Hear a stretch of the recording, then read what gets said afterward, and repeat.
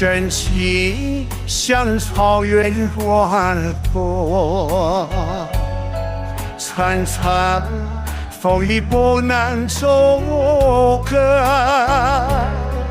走不了舞台别出西窗，万丈阳光照耀你我。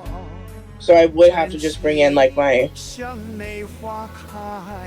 social security card, which is just crazy. But it's literally the message that got sent out from my boss says, in order to be compliant with federal employment law, we have to ask each of you to bring in these documents. That's so fucking crazy. And the way that I want to respond and be like, it's been 4 days. Like, oh.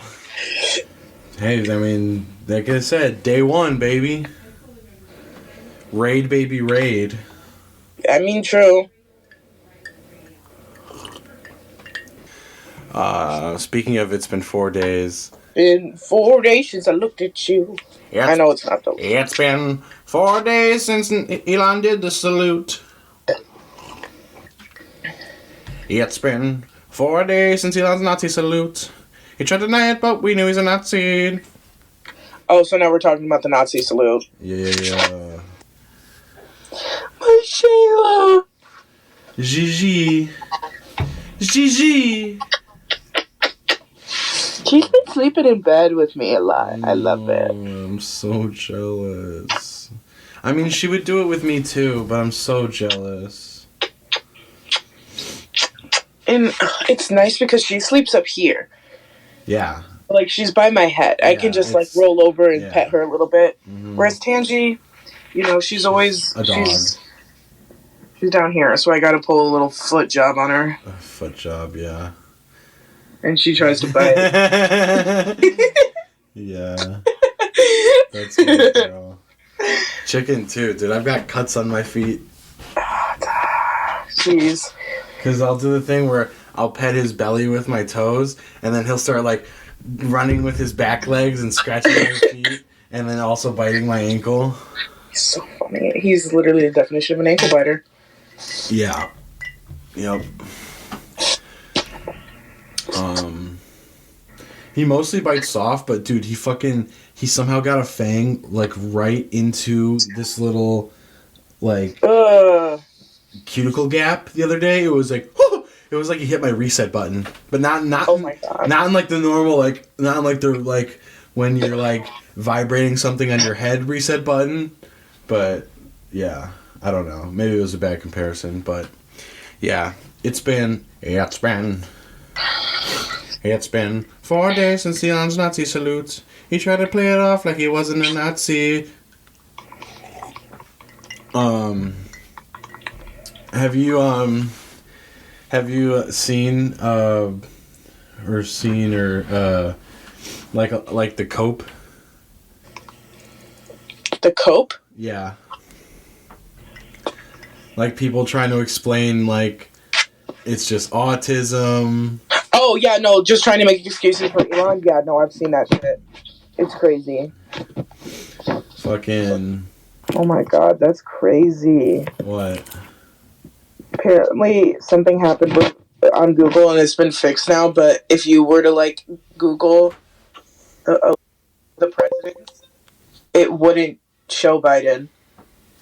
Oh God. It just goes Barack Obama, Donald Trump, and then Donald Trump again.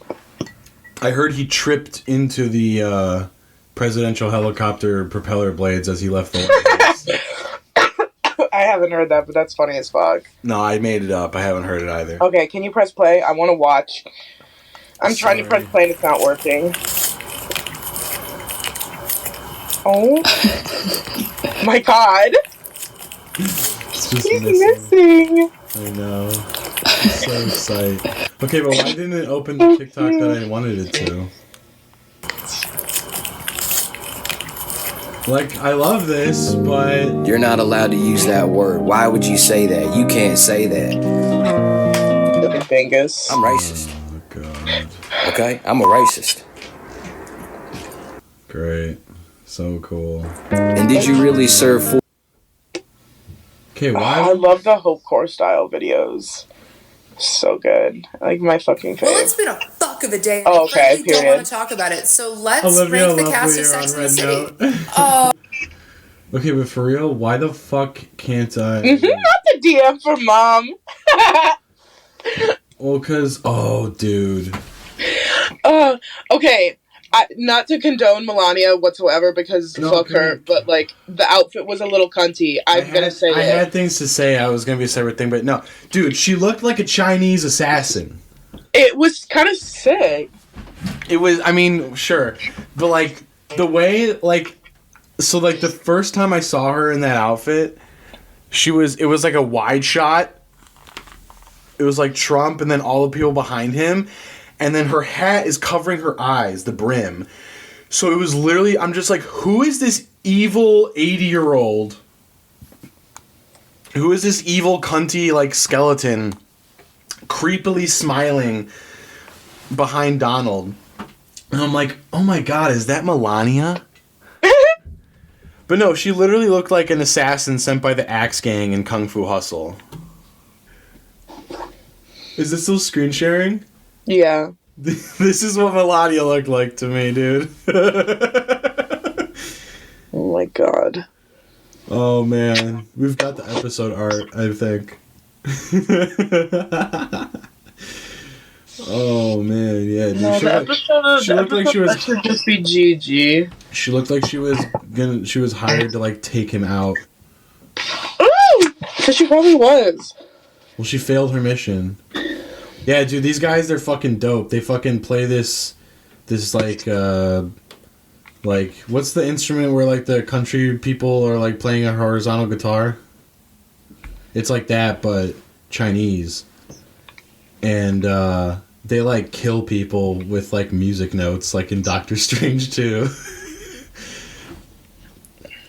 But it, like, sends out, like, sharp psychic waves that, like, chop people up. Wait, hold on.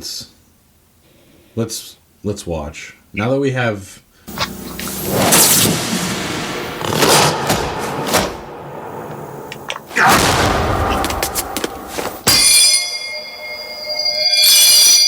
This is my favorite movie of all time.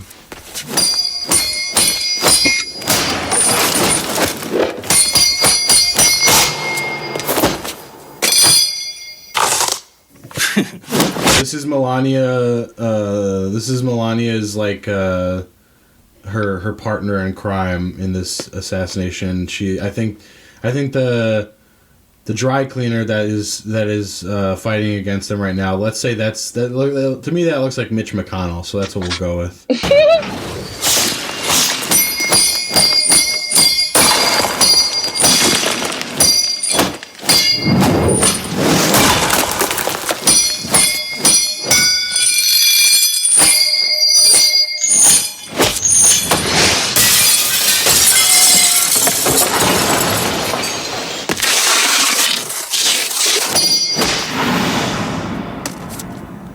We're not getting the full effect yet. If I've never shown you this movie, we need to watch it ASAP. What movie is this? Kung Fu Hustle.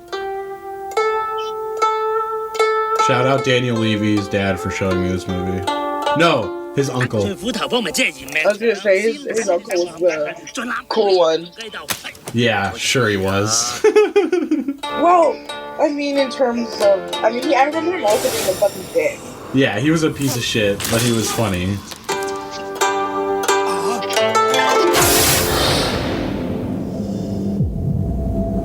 See what? Yeah. He was the one with the pug, right? Yeah. He was like Ace, I think. Ace, yeah. So cute. Mm-hmm. What's Daniel's dog's name? Buddy. Huh? I don't know. I can't remember sorry. if I get it confused with Robbie's dog or if they literally had the same name, but I think it might be Buddy. Okay.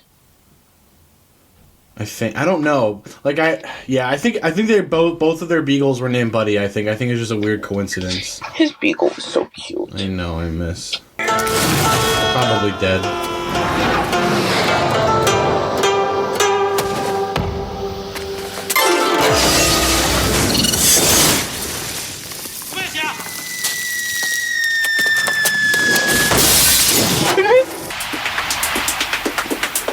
Anyways.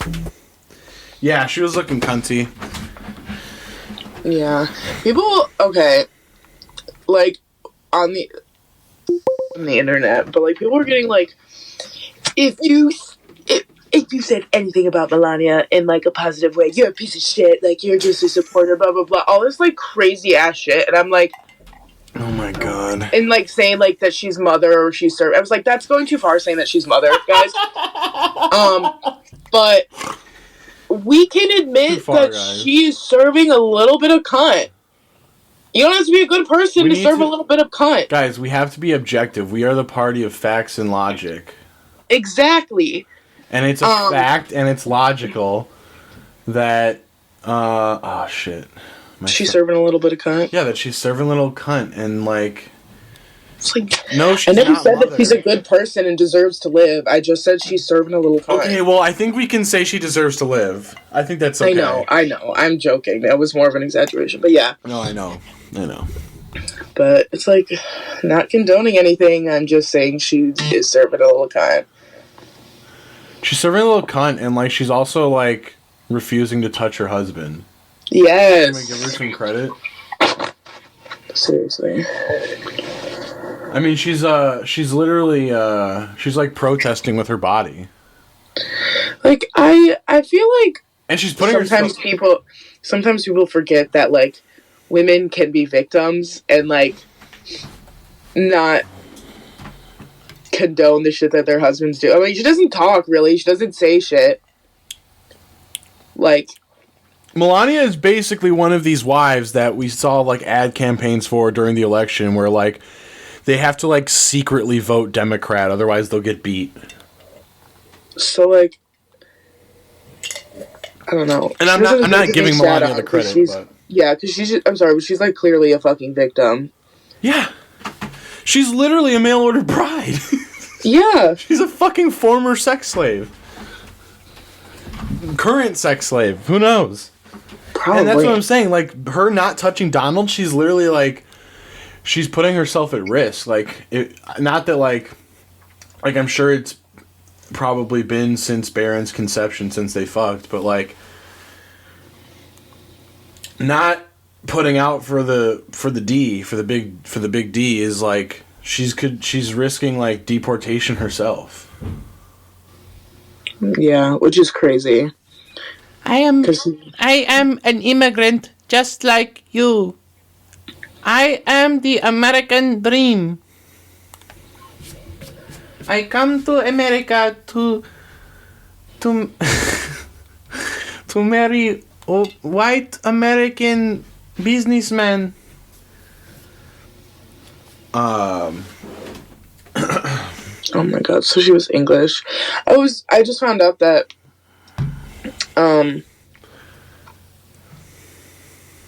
she's the second foreign-born first lady. What? But I was like, who's the first? But the first was literally just some fucking white bitch from England in the 1700s that married John Adams. Damn. I was like, I mean, yes, you are an immigrant, but barely, because you should just be considered an American at that point. Yeah. Since you fucking immigrated in the 1700s. But, she's the first naturalized citizen to become first lady. Which is crazy because, yeah, I guess, she could easily have her fucking citizenship stripped away from her. I mean, she could, yeah.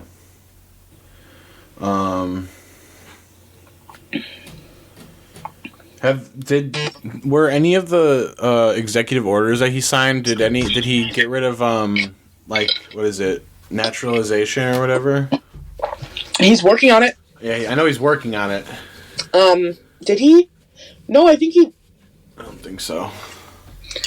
I don't know. But there's been so many, I don't know. I know it's on the to-do list.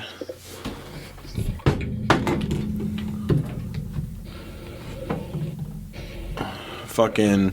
one more tangent until we go back to Elon, but fucking... so, I guess it's kind of tangentially related to Elon actually, because it's so there's this let me open Twitter. There's this this Elon simp on Twitter called, I want to say, oh, he's in my story, Matt Wallace. He posts like the most like dead, like low IQ clickbait style engagement farm type tweets.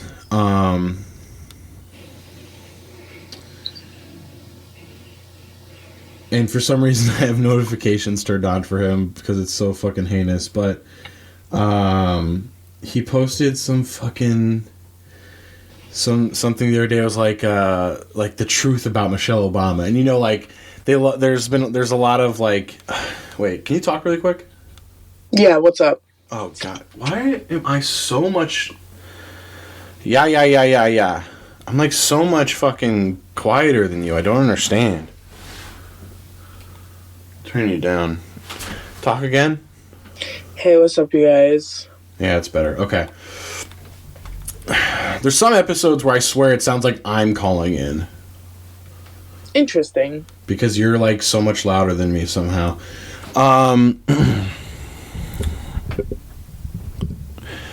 Let's see. Michelle. Yeah, so it was like the truth about Michelle Obama, and like, you know, we all know about like the Michael Obama transphobic theories out there. Or transvestigative theories. But come on. Oh yeah, here we pay close attention to Michelle Obama's teeth. Oh my God. Wait, is that how they're proving that she's a man? No, it's a completely different thing. Here we go. Yeah, new footage reveals the disturbing truth about Michelle Obama. Share this video quickly before they take it down. So now we're on rumble.com. Firefighters struggle to hold back the flames. No, like it's literally crazy when you hear what the conspiracy is. Yeah, I went there and it's just like people, homeless. Oh my God. This entire video is being made because I hate Michelle Obama. My little girl. Video is being made because I hate Michelle. Dude, these guys are so fucking crazy, bro. Alright, just listen to this shit. This entire video is being made because I hate Michelle Obama. Everything I'm saying is of course made up. Oh wait, hold on. Let me share it with you, I guess.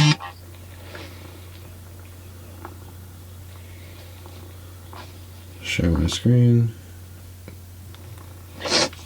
I can hear purring. Is that okay? No, yeah, it's fine. But am I correct? Yeah, it's Jeej. I'm petting her. Love that. Take it seriously. Okay. This entire video is being made because I hate Michelle Obama. Everything I'm saying is of course made up. Don't take any of it seriously. You may as well actually click off this video right now because what I'm about to say is so utterly preposterous that it definitely can't be true. Don't look into it more. Pretend it's not real. Let's go ahead and take a look at... Okay, so I love the framing of this video. He's doing the thing that like I do when something like very obvious happens, and I'm just trying like, oh yeah, it's just this, it's just that, it's not. Don't take it seriously. It's not completely disturbing. Just like it's like a joke. Like I don't know, but like literally what he's about to say is the dumbest shit. You're the one doing this?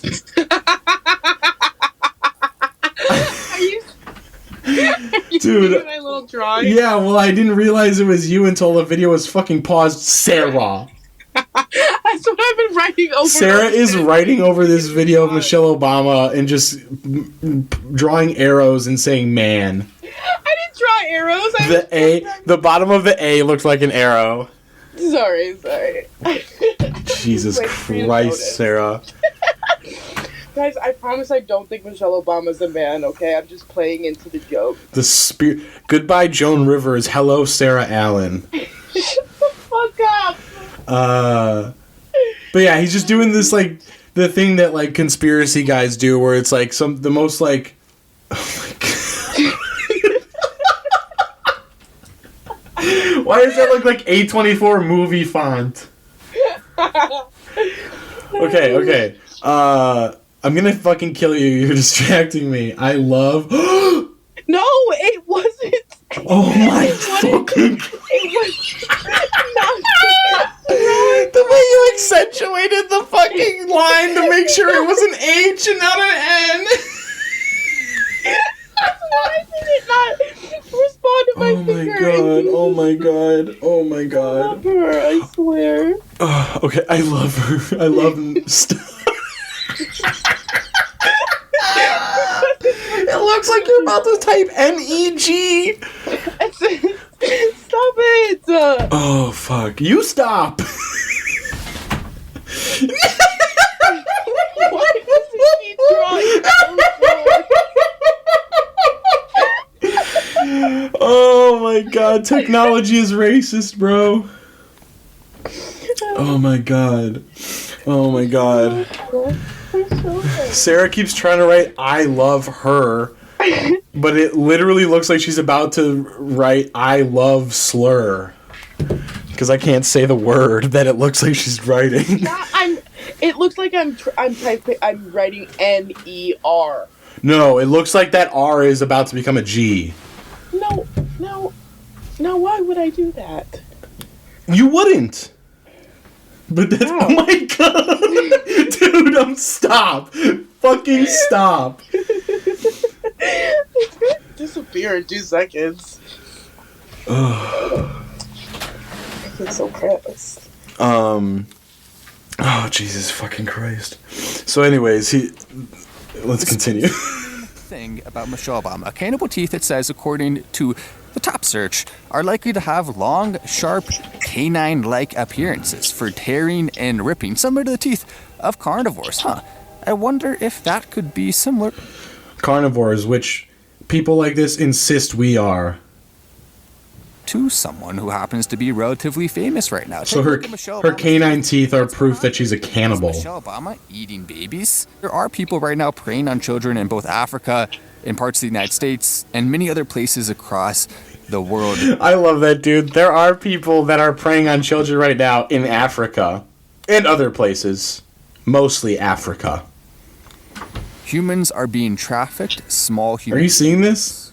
Are being taken prisoner, are being used on islands Sarah. like the one that What? Are you seeing this? Oh, shit. No, sorry. Was made famous for being similar to the teeth about Michelle Obama. Cannibal Not the teeth, cannibal according to the top search, are likely to have long, sharp, canine-like appearances for tearing and ripping, similar to the teeth. What the fuck is this guy's source? Top search? It's so utterly preposterous that it definitely can't be true. Don't look into it more. Pretend it's not real. Let's go ahead and take a look at this concerning thing about Michelle Obama. Cannibal teeth, it says, according to the top search, are likely to have long, sharp, canine-like appearances for tearing and... Also, you can tell he's using the AI search result. When he says top search, he means the AI search result. Similar to the teeth of carnivores, I wonder if that could be similar to someone who happens to be relatively famous right now. Take a look at Michelle Obama. Relatively famous right now. You mean the fucking former first lady? This is not Hawk Tuah girl. This is not someone in their 15 minutes of fame, unlike you fucking dweeb. Teeth. What's going on there? Is Michelle Obama eating babies? There are people right now preying on children in both Africa, in parts of the United States, and many other places across the world. Humans are... In Africa, the woke places in the United States, and other. Being trafficked. Small human beings are being taken prisoner, are being used on islands like the one that Epstein was made famous for. We are seeing that happening more and more and more as these people continue to gain control, continue to gain power. We have no choice but to call it out and to expose these evils as Michelle Obama We have no choice. Nonsense. She is not only one of the ringleaders of what is happening right now with the evils in the world, she is doing so in a way that is taking a huge toll on her physical appearance. Now, it's normal to age, it's normal to look different as you get older, you can clearly see Michelle Obama is tired. She looks extremely disheveled. Jesus Christ, dude. Same with Barack Obama. As we know, She's Barack homeless? They're so tired. They must be eating people. has been smoking lots of cigarettes. Wouldn't like in this like sort of like conspiracy theory, like eating babies? I mean, if you're eating babies, you're also eating the adrenochrome. So like, why wouldn't she be like an ageless beauty? That's what I'm saying. Like, I thought the whole like shtick with Eating babies, humans yeah. is supposed to be like more energized. It's the more, fucking like, fountain of to be youth. more alive and more healthy. Throughout his entire life, he's been doing hardcore drugs. Both of them have been drinking a lot. Oh, this is Oh my god, dude, this is awesome. Barack Obama. As we know, Barack has been smoking lots of cigarettes throughout his entire life. He's been doing hardcore drugs. Both of them have been drinking a lot. They live in their expensive mansions and lakes and in nice neighborhoods. They live in their expensive lakes. Oh my god. Dude, and this person is a father. This person has reared children. I don't understand how people like this can even like function, like how they can like how I don't understand how they're like able to like unconsciously breathe. That is how stupid people like this are. I don't get it. And of course, they do a lot of partying and extremely bad substances. They've lost almost all of their influence. They even passed it on to their children, which is very sad, as we have seen both of their children participating in some of the same things that have led to them being so disheveled, to them losing their voice. No one respects the Obamas anymore. No one cares what they have to say. They are two washed up addicts who have nothing more to contribute to society, who never really did contribute anything besides This is harm crazy. and more debt. Dude, it's problems, so and insane. division. Fucking That's why absurd. it brings me great joy to see the downfall. Like, I'm not here to glaze the Obamas or anything, but like Like, We're- yeah, you're still a war criminal, but you're not a drug addict or cannibal. Sorry, I'm a drug addict. and a I'm cannibal. dabbing. Of the Obama's influence in the country, and I will continue to do everything I can to harm and more debt and problems and division. And that's why it brings me great joy to see the downfall of the Obama's influence in The country. Obama's influence. I will continue to do Obama. everything I can to expose them. Make sure to follow with the notifications on. I'm at Wass, and I'll see you in the next video. Well, I guess I'm a sucker because I am following with notifications on. Oh my god. Wait, no, I'm not following. Wait, I'm not following this guy? Why the fuck is he always in my notification? Oh my god. Wow. Why? Elon's Twitter, like, actually, like, tricked me. Because, literally, this guy has been in my notifications every day since Elon took over Twitter, to the point where I assumed I'm following him, and turned notifications on. No.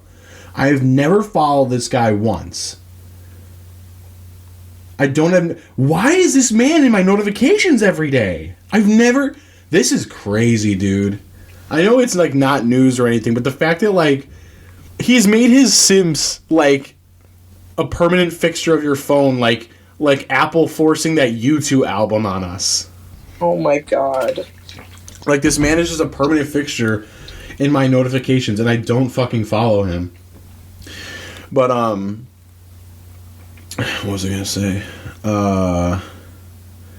I think this guy recently announced, though, that he no longer is making enough money on Twitter to support his family.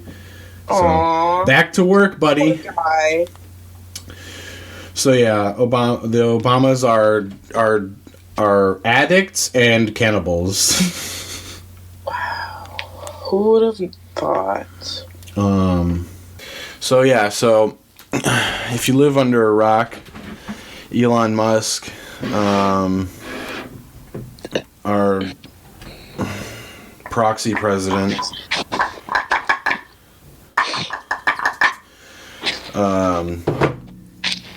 Sig Heiled twice at the I don't know, was it the inauguration or was it like a post-inauguration celebration? I don't know. I don't know because I wasn't watching, but I think it was just. I wasn't watching straight up live the either. inauguration. But yeah, so he Sig Heiled like in the most like blatant way, unmisconstruable way possible, yet people are doing their fucking best to explain it away. saying that, guys, he's just autistic, he was overstimulated, and he was just trying to throw his heart out to the audience. Throw your heart out. Dude, that shit was so fucking funny. Rip your heart out of your chest and then shuck it into the audience. Yeah, just fucking... I don't even know, dude. It's fucking crazy. Like, literally, like... So people have been posting, like, screenshots of other politicians, mostly Democrats, also seemingly Sieg Heiling, but, like, the difference is... Those are screenshots of videos in which they were waving to the crowd, and you just catch it at the right moment. We have video of him doing the full salute. The full Monty. Someone even photoshopped Taylor Swift doing it and then posted it on Twitter. I saw someone talking about Taylor Swift too. And then someone posted it like, Taylor Swift, please sue the fuck out of this man. Which is like, I'm not a Taylor Swift fan, but at the same time, the shit that Elon has done to her, like, yeah, okay. What did he do to Taylor? Well, I think there's been other things. I think part of it was... See, now I'm only thinking about the plane thing, but that was that account that did it to both Taylor Swift and Elon. Yeah, and that guy's based. Oh, yeah, I know. Hold on. She tried to claim that posting her I think both of them tried to claim that it was like stalking and doxing. But I think she specifically... You know what? I think this honestly might have been the only thing he's done. What? To Taylor. I don't know why I thought there was other things. But what is the thing he did to Taylor? He's he retweeted the photoshopped image. Oh, Elon did. Giving a Nazi salute. That's and awesome. It's like, yeah, I saw some boomer on Twitter was like commenting on someone saying, yes, that was a Nazi salute, like, stop trying to pretend it wasn't. And he was like, I agree with you, but I also think that Taylor Swift and 30 other Democrats have also done it, so there. Like, they're debated. Like, yeah, we don't give a fuck, but also look at all of these liberals who did it too. It's like, good, but also if it's bad, your people did it too. But yeah, they post screenshots instead of videos because none of them are doing Sieg Heil. But the funny thing is, I saw one collage where they included Laura Ingraham, and which is funny. They included Laura Ingraham and Trump. Trump did not Sieg Heil, again, just caught it a bad moment waving. But Laura Ingraham did what Elon was probably like intending to do, which was like a more subtle, like, am I Sieg Heiling? Am I waving? Like, I remember the video. Again, they didn't post the video of Laura, but I remember the video. She's at the podium and she turns to the side and she doesn't touch her heart, but she does the fucking salute and then waves. So it's a little bit more like plausible deniability. And I think that's what Elon wanted to do. Mm-hmm. But he was so fucking geeked up and with like ketamine and just like incel giddiness that he just full on fucking did it. Twice. No, he was overstimulated. Okay? Guys, he was stimming. No, okay, because literally you need to hear this. I want to address what's being said about Elon Musk right now, okay? Elon Musk is autistic.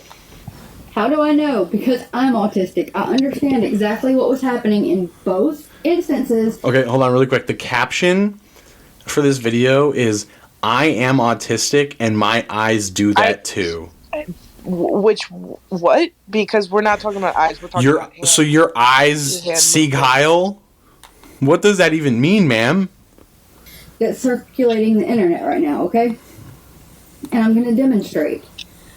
Well, you are going to demonstrate for us? Obviously, this right here, y'all, he was overstimulated. Completely. And he was just trying to say, my heart goes out to you and send his love out into the audience.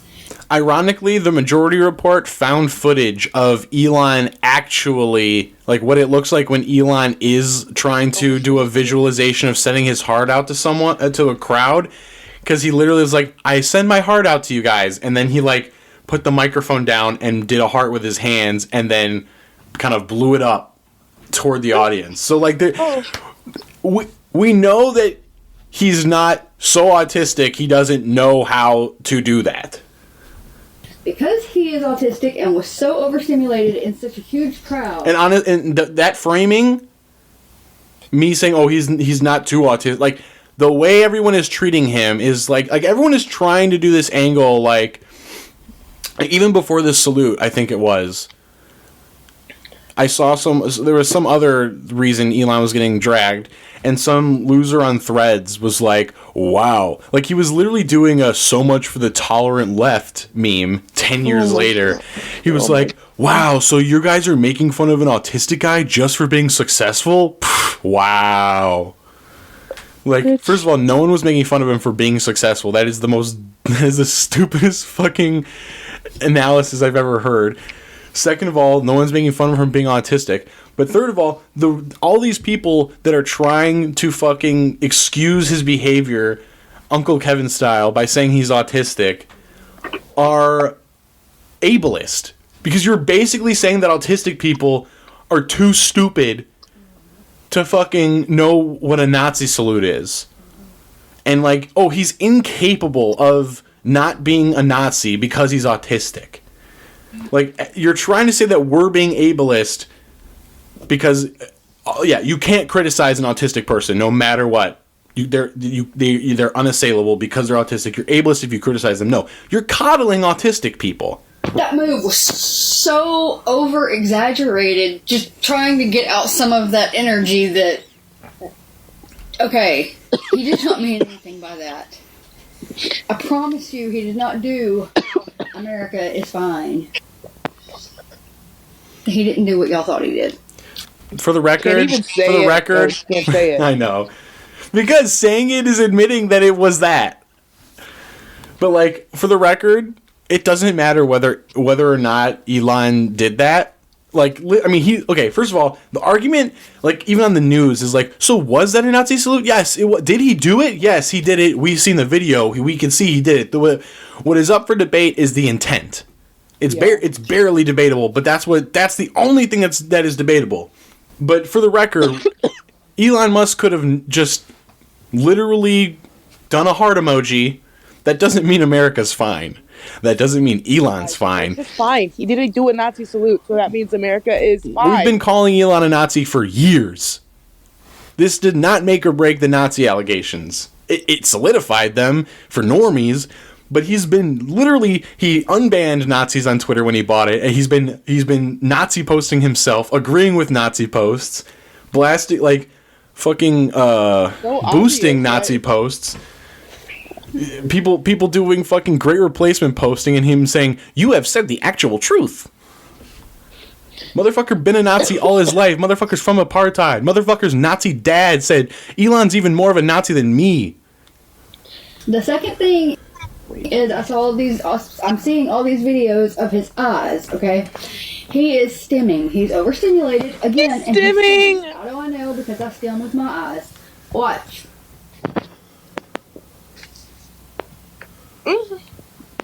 Guys, look, I can move my eyes around just like Elon. I'm autistic. It's proof.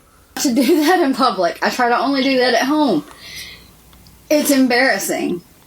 I'm sure.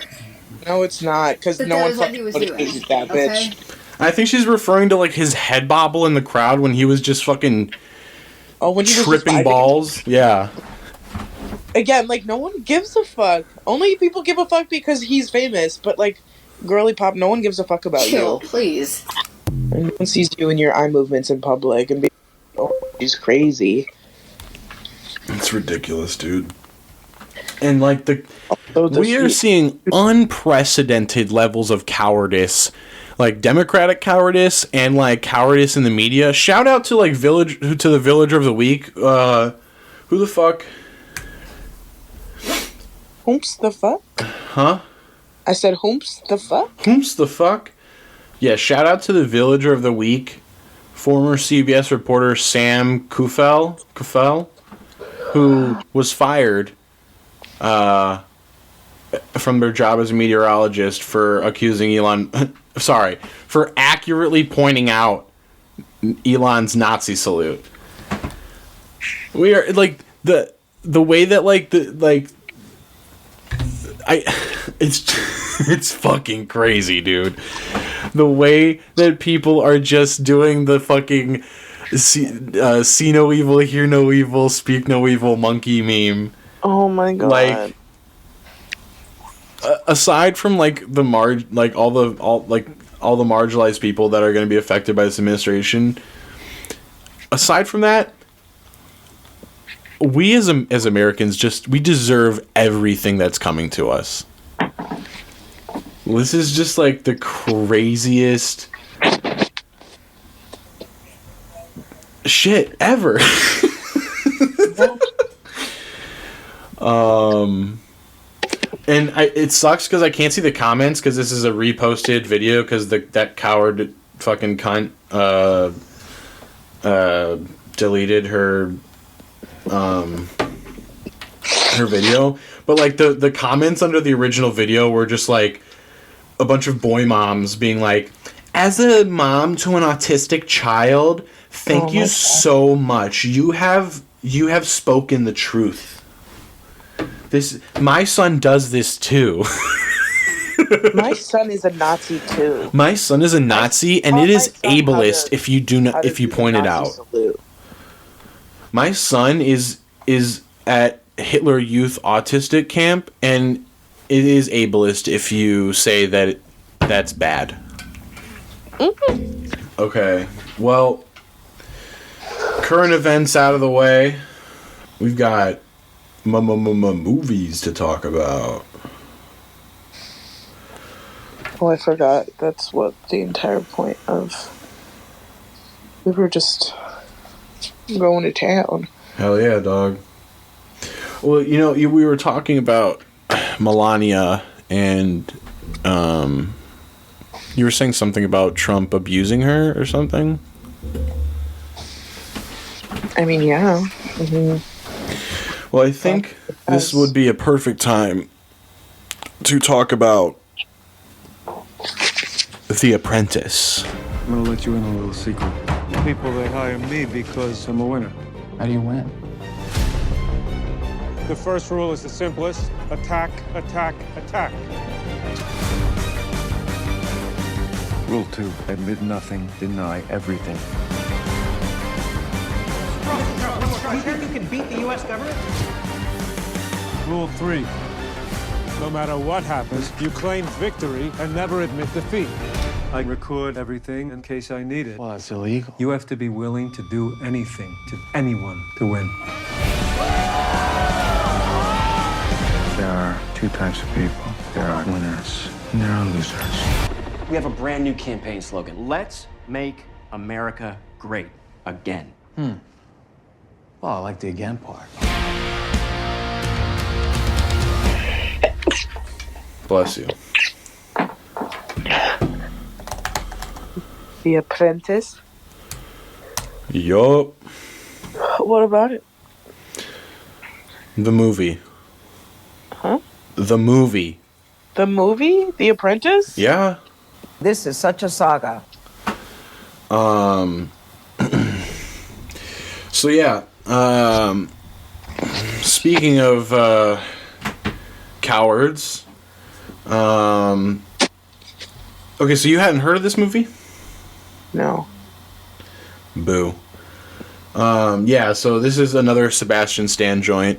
We're gonna be doing a Sebastian Stan double feature today.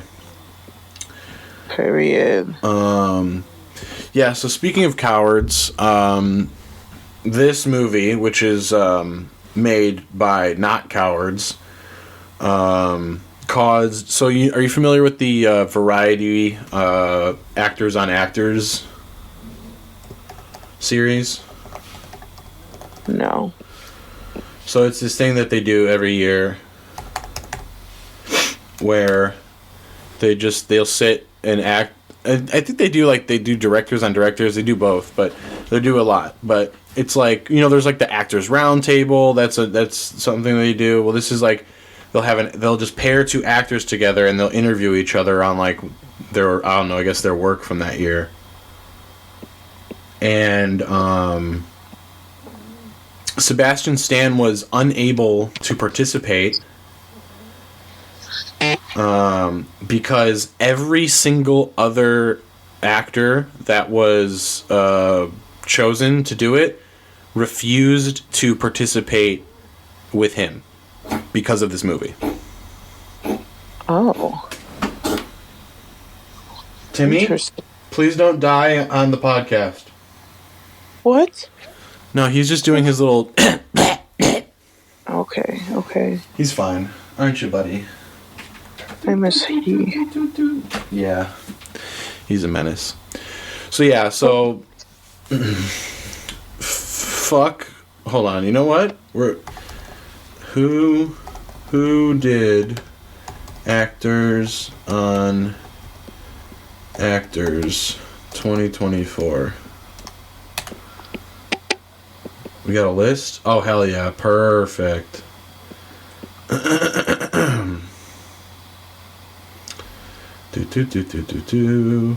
Let's take a look at the list of 2024's biggest cowards. We got... Alright, so fuck Andrew Garfield, fuck Ryan Reynolds, fuck Ariana Grande, fuck Paul Mescal, fuck Selena Gomez, fuck Saoirse Ronan, fuck Angelina Jolie, fuck Cynthia Erivo, fuck Zendaya, fuck Nicole Kidman, fuck Drew Starkey, fuck Harris Dickinson, don't even know who the fuck those two are. Fuck Kate Winslet, double fuck Zoe Saldana, and double fuck Selena Gomez, and y'all know why. Oh, this hurts. Fuck Daniel Craig. Fuck Josh O'Connor. Fuck Pam Anderson. Fuck, this hurts too. Fuck Mikey Madison. Oh, fuck this. Damn. Fuck, dude. Oh my god, these fucking cowards. Wow. Fuck Coleman Domingo. That really hurts to come out of my mouth. Fuck Kieran Culkin. Fuck Demi Moore. Fuck Amy Adams. Triple fuck Adrian Brody. And fuck Tilda Swinton. Damn. Every single one of these people refused to participate in this with Sebastian Stan because he was in the ballsiest movie of the year. Rather than like some vapid, preachy bullshit like Kieran Culkin's Real Pain. Oh, sorry, that was written by Jesse Eisenberg. Unlike pussy-ass liberal movies like A Real Pain, Sebastian's The Apprentice actually takes a stand and required balls. Takes a Sebastian stand. Huh? It takes a Sebastian stand. It takes a real stand. So yeah, shout out Sebastian Stan, shout out Jeremy Strong, shout out the whole cast, shout out Ali Abbasi, y'all real ones. Everyone else in Hollywood can go fuck themselves. This movie slaps. It's basically about Donald Trump's gay romance. It's basically Donald Trump if Donald Trump was in Queer.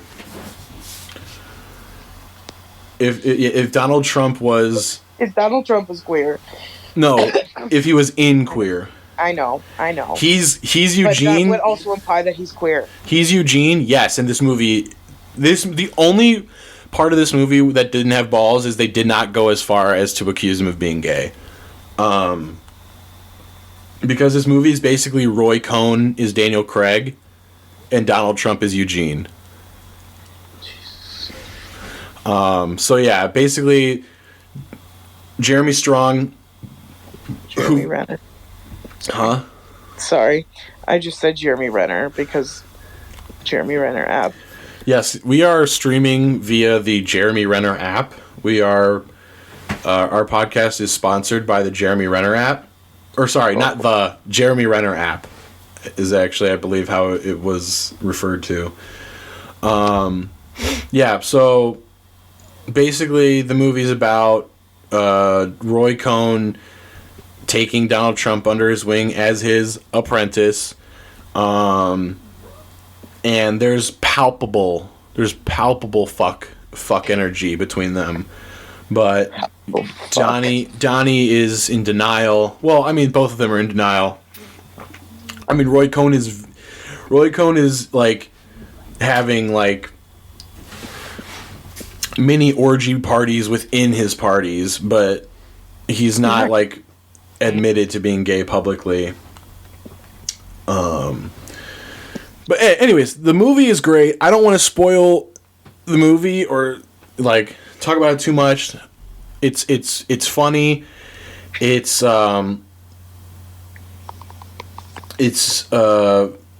shows like how sauceless and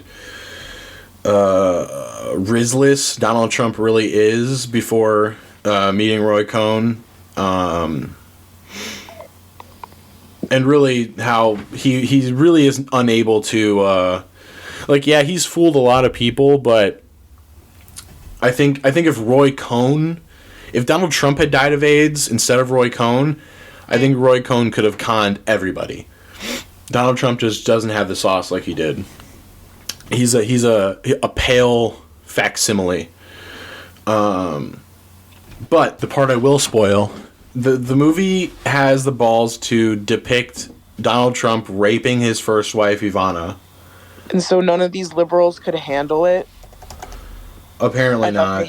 I thought they all hated him. Yeah, but the thing is, well, this happened before the election, but I don't know. They're cowards. I don't know.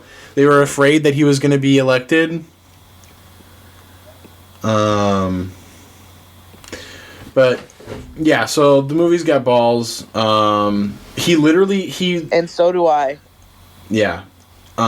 He literally rapes her because she accuses him of going bald. It's like I want to laugh, but I don't think I can. No, it's hilarious until like the rape occurs. Yeah. But yeah, like the irony, I mean, anyone who knows anything knows that like most rapes are not like motivated by like sexual desire, but like just the fact that like that's what sets him off. Like he shows like no emotion like about anything until she accuses him of being bald, and then just the monster comes out. But for me, the movie should have gone a bit farther, and it should have just had Donald Trump and Roy Cohn hook up. And I even think they could have, because you know how like there's that theory that Donald Trump has syphilitis. Yeah. What he's riddled with much. Sorry. He's riddled with lots. Yeah, like syphilitis is like when you leave syphilis unmedicated for years, it like your brain like starts being affected by it, and there's this like secondary disease called syphilitis where it basically eats your brain, and that's what killed Al Capone. During Trump's first term, that was a big theory because I know we've all had 4 years of Joe Brandon brain rot, but prior to Biden, Donald Trump was the most incoherent president we'd ever had. So I think it would have been cool if somehow, because Roy Cohn dies of AIDS, but like if somehow they had also just like thrown syphilis in there and then had them hook up, that would have been a really cool like origin story for Donald's syphilitis. Really cool. Hell yeah. So I'm gonna give The Apprentice an A-.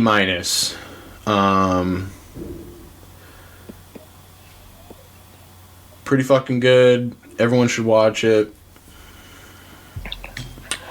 Everyone talks about Jeremy Strong's performance as Roy Cohn. It is the best performance of the movie, but I think it should also be mentioned Martin Donovan, aka Agent Wonderbread from Weeds. He plays Fred Trump Sr. And like me, because he's my boy, I recognized him, but dude completely disappears behind the face of Fred Trump. Like, it's crazy. He like, if you know Martin Donovan's like voice and mannerisms and his face, you can figure out that it's him. But if you don't, and I feel like most people don't, it literally just feels like it's Fred Trump Senior. Man, how did I not know about this movie? I don't know. I guess we'll go on straight to the next Sebastian Stan vehicle. A Different Man. This drug seems to have the potential to actually heal you. The implications are life-changing. The face is falling off in clumps. I'm sure it only looks like clumps to you. Perhaps any potential risk is worth the reward? Look at this piece of man candy. Can I believe my eyes? Edward! Who don't remember me? Oswald. Hi. That guy's amazing. What do you know about him? Who is he? He's leading a double life. I'm getting this feeling I've messed things up for you. You know how we idealize people when we're in love? So I'm the idolized version of Oswald? It's kind of brilliant seeing you who looks like you, but you're not yourself. Let's just all start being honest with ourselves, old friend.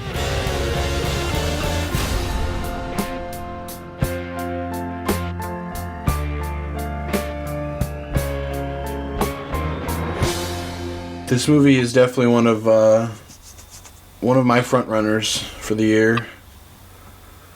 Definitely a contender for one of my favorite movie of the year. Sebastian Stan plays Edward, a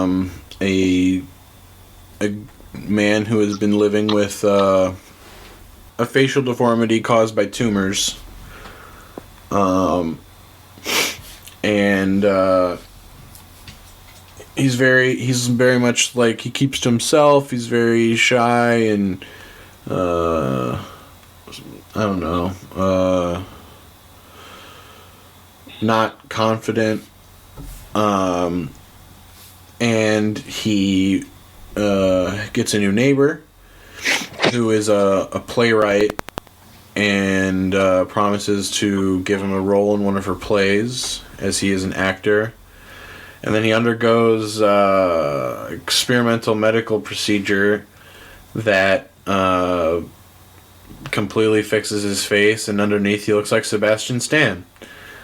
So he sort of starts a new life, claims that Edward committed suicide, and he becomes Guy Moratz. One day he's walking past a playhouse and he sees that his neighbor has written a play about the dearly departed Edward, and he gets the role until Oswald, a very charming, outgoing, and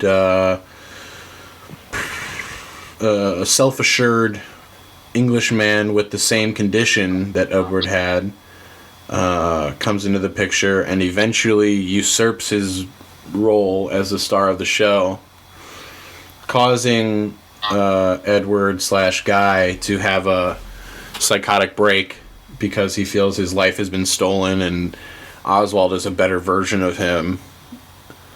He stole his life, he stole his the part he was born to play, and he stole his girl.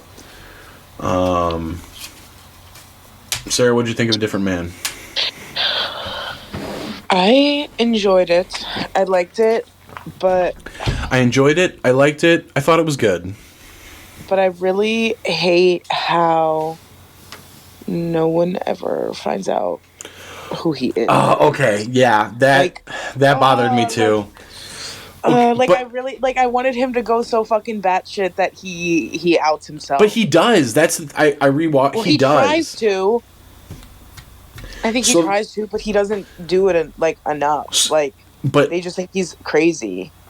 I agree, but I think the movie glosses over it. But I do think that him screaming, I am Edward," like, I think it led to a conversation that is had off screen, because in the final scene, Oswald calls him Edward. He calls him Guy a couple times, and then I think when they're ordering, he's like, "What are you gonna have, Edward?" Yes. So I do think that the characters know by the end that he is Edward. But I agree with you. I was waiting for the moment where, like, he reveals to the girl specifically, Ingrid, that he is Edward, and I wanted her reaction.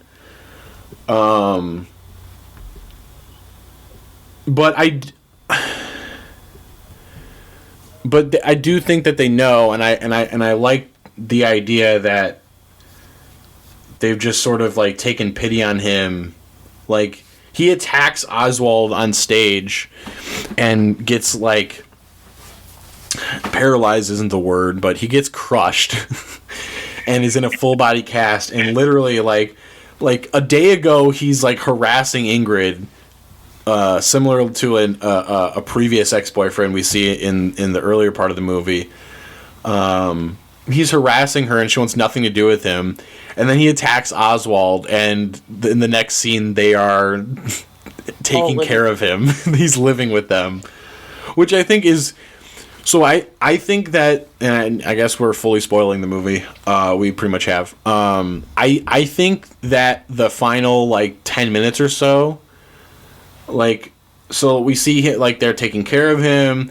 We see, like, how much of Edward's life Oswald has absorbed. Like I said, he took the role he was born to play. He's, I mean, in Edward's view, he's, like, taken, like, the life that he had and done so much more with it. And taken his girlfriend. But he also absorbs Edward's friend group. There's a scene after he attacks Oswald on stage when he's recovering, and we just see like how they're all living together in this apartment, and Oswald is playing like Wii boxing with one of Edward's or Guy's realtor buddies. Also because he like went crazy when he left his job, which was like where a lot of his friends came from. No, I mean that is where his friends came from. I believe they all worked together. But the point is that Oswald took over that friend group. Yeah. Like, it's not surprising to me that they're not friends with Edward anymore. They all had like met at the bar, so I guess like I don't know. But the thing is that Oswald is so infectious that one time meeting him, like, probably, like, altered the friend group. True. Like, he'd been probably, like, taking over before Edward completely broke. But, like, I mean, the fact that, like, also, I feel like a lot of it is just kind of, like, the deeper theme is, like, he would have been accepted as if he had just stayed the way that he was. Like, oh yeah, no, I mean, he could have had an amazing life without having to change his face. Yeah, like he was ashamed of his face and felt that forced him to live this meek existence. Oswald is proof that it wasn't the face that was holding him back; it was him. Yeah. Oswald has the same affliction and lives life to the fullest, and he breathes life into every room he walks into. And I think that's part of it. He's extremely jealous of the fact that Oswald is so comfortable with himself. Mm-hmm. And he sees him as such an extension of himself, to the point where he fucking murders a guy because he insults Oswald, but he doesn't murder the guy on Oswald's behalf. He murders him because him making fun of Oswald's face to him is like him making fun of his previous face. Yeah. So it's not some like noble gesture that he does. But yeah, like he could have Oswald is with ease. Jesus Christ, fuck. Timmy. Yeah, I mean, Oswald essentially is able to live Edward's best life with ease, and that drives him mad. What was that? You giggled at what I said? No, I'm sorry. I got a message. Someone from corporate found all of the notes that I put in the employee files at Winthrop Harbor. And most of them are really funny and really, well, actually, all of them are really funny, but one of them is such an inside joke that I had to get permission from my AICs to put it in. But he doesn't work there anymore, but my old coworker Zuli, like, we had a running joke that he was a misogynist. Because he used to, like, fist fight his little sister, like, as a kid. Like, they would wrestle and shit. Like, he loves his little sister, but, like, they would just do some rambunctious-ass shit. Oh, yeah. Me too. So there was just a running gag that he was a misogynist, so I put that in his notes that Zuli is a misogynist. Jesus. And someone from corporate found it. They're like, they were like, who wrote that he's a misogynist? I'm like, oh, you know me. They know him? They know of him? Well, yeah, he's a former employee now. Well, yeah, I mean... But corporate would have known who he was, yes. Damn. What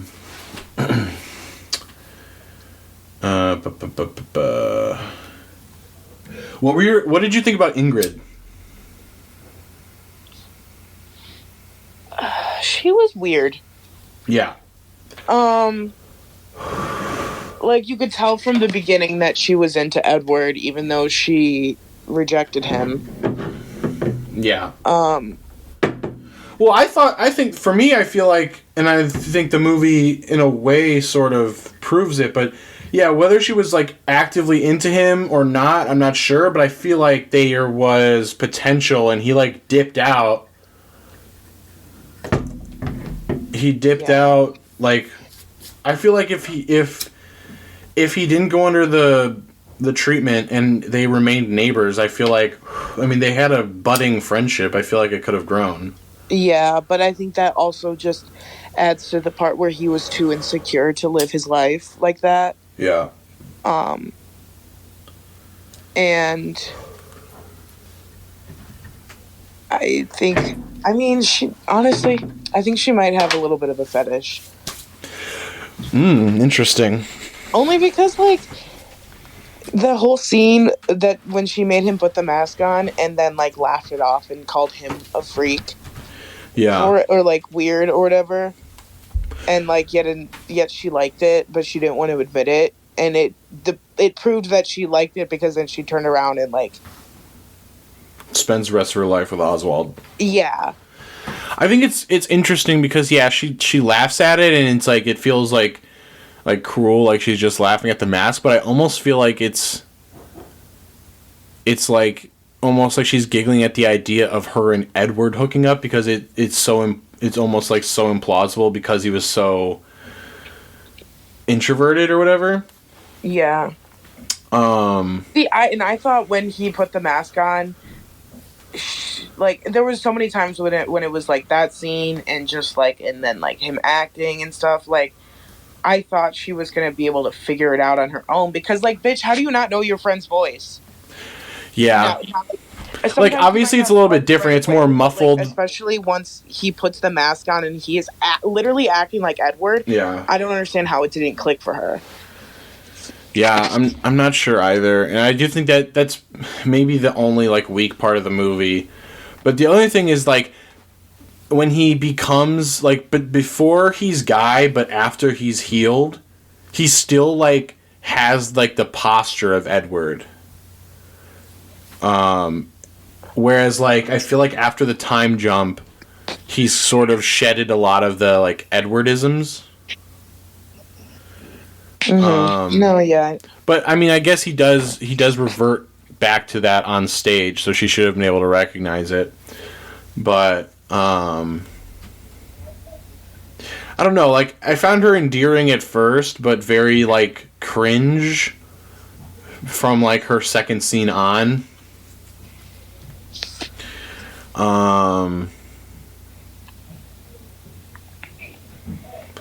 But I don't know. I feel like something changed between like aspiring playwright Ingrid and not successful playwright Ingrid, because she wasn't successful yet. But like the moment she had her script completed, it's like she got a haircut and changed her personality. Yeah. I mean, I think that also went with finding out that her friend died as well. Yeah, and I hate the way she. I mean, like we're talking about when they're fucking it when he has the mask. Like, she takes so much credit for Edward. Like she calls him her creation, and I fucking hate that. That was weird. And that was part of why I want him to reveal himself to her, because it's like I wanted him to be like, "Bitch, you stole my life." Yeah. Like you took credit for my life or whatever. But I also think, like, so at the end, I feel like, so the last line is Oswald saying, "You haven't changed a bit, my friend." And then Edward Guy kind of chuckles and he gives this smile. And I don't know, I didn't exactly get this the first time, but the second time around, I really feel like he might snap again in that restaurant. Yeah, no, he was definitely like on fucking edge. Yeah, like... Well, especially because like how they talked about how the movie never took off and they don't... Like, she doesn't let anyone perform. Yeah, she calls it a piece of shit. Play. Like, she hates it so much. Yeah. But did you also catch right before that, when they bring it up, Oswald says, "I really wanted to see that guy play me." Yeah. So I think the combination... So, assuming, and I think I'm correct about this, because he does call him Edward, unless it's some sort of Freudian slip... I think they fully know he's Edward. They've accepted, because to me, I think he murdered a guy, right? Once he's committed this crime, it's that I think is when it fully comes out that he's Edward, because obviously the state knows he's Edward. You know? Yeah. So I think you're right. I think that his attempt to admit that he's, or to expose that he's Edward at the play was not fully realized by everyone, but I have to assume that when he murdered the guy, it came out. Yeah. And obviously, because, like, the play,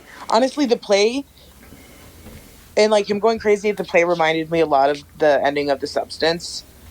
Just because of, like, the state of ugliness and, like, just absolute craziness of going insane, like... They thought he was just, like, so into the part that he went crazy and probably thought he was Edward, when in reality, he was going crazy because nobody realized he was Edward. Mm-hmm. But, yeah. Well, I think also it's almost like he realizes that his affliction was a gift. Like, Oswald has turned his affliction into a gift, and he's almost like, fuck, I gave up my chance to be special. Yeah. But yeah, anyway, so I think that when Oswald, I think it's part of when Oswald says, "I really wanted that guy to play me." And then there's a couple other comments I can't remember, but I really think that might throw him over the edge again. And I think he might actually kill Oswald this time.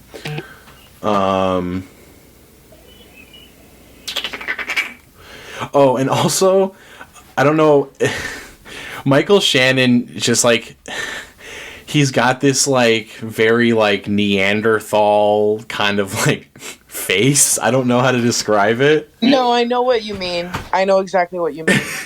Like, and I, this sounds so bad, but like him being chosen to play himself, and for like Michael Shannon to be cast as Edward in the movie, like it's almost like, yeah, Michael Shannon basically already looks like this guy. Like honestly, Michael Shannon's face makes a lot more sense to be underneath than like Sebastian Stan's. Yeah. But which I don't know if you noticed this, but like he was like uglier when after he took off his, like right after he took off his skin, and then after the time jump he was prettier. Well, so what they did was probably his skin just recovering, but like if you notice during the scene where he rips off his face, it's only like he rips off everything. It comes off in phases. Like he rips like his forehead and eyes off, and then he's still got the upper lip. Yeah. And then the next scene he doesn't have the upper lip and it's just the jaw. And then the next scene he's completely healed. Yeah. But you know, he was never ugly. He was pretty the whole time. Well, yes. Oh, also another fantastic score. The original music for this movie is great. I don't even think there's only like one or two licensed songs, I feel like.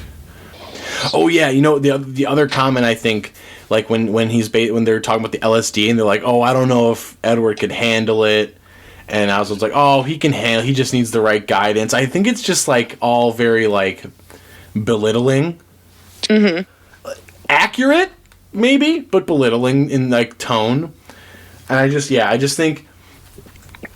think Oswald's a great guy, but I think that he's a little bit, I think he's full of himself a little bit.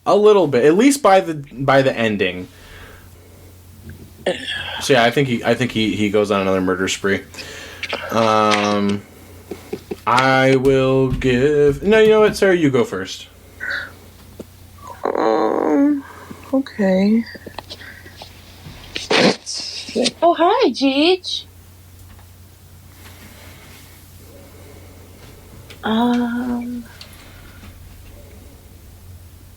We're doing letters, right? Yeah. Okay. Let's do... This was really good. A-. I am going to give A Different Man an A+. And really the only thing holding it back from being an S for me at the moment is the fact that it doesn't have the catharsis of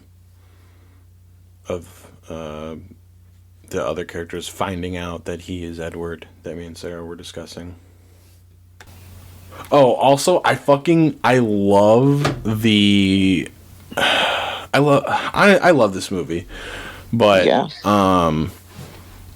There's just so many like small details and like characters. Like they really like. It's not a movie that like requires a lot of world building. It's like it's our world, but like just because it eventually spans so much time. You see, there's that crazy guy from the train at the when he gets out of jail. He's still trying to get to Fort Lee, New Jersey. I noticed that. I think it's so funny because like that's what made me realize like that was the same guy. Yeah. Because he was asking to go to the same fucking place. Yeah. He's still trying to get to Fort Lee, New Jersey. And so he totally fucking just like without any sort of he's like the perfect like crazy street guy. Like Sebastian Stan just like doesn't answer him. And he just goes on this tirade of like, yeah, I hope your fucking bloodline gets annihilated, you degenerate fuck. And then goes, nice shoes, man. I loved it. Dude, it's so fucking good. My final destination is Fort Lee, New Jersey. Yeah, so A Different Man, go see it. Hopefully you already saw it because we spoiled the fuck out of it. That's the point of this podcast. That's the point. I'm gonna do a little bit of like maybe a little lightning round kind of thing. Alright, lightning round, begin. Saturday night. The origin story of Saturday Night Live. We get to see J.K. Simmons hang dong. It's pretty good. That's how you properly utilize a J.K. Simmons appearance. All right, take notes, Clint Eastwood. You have him whip his fucking penis out.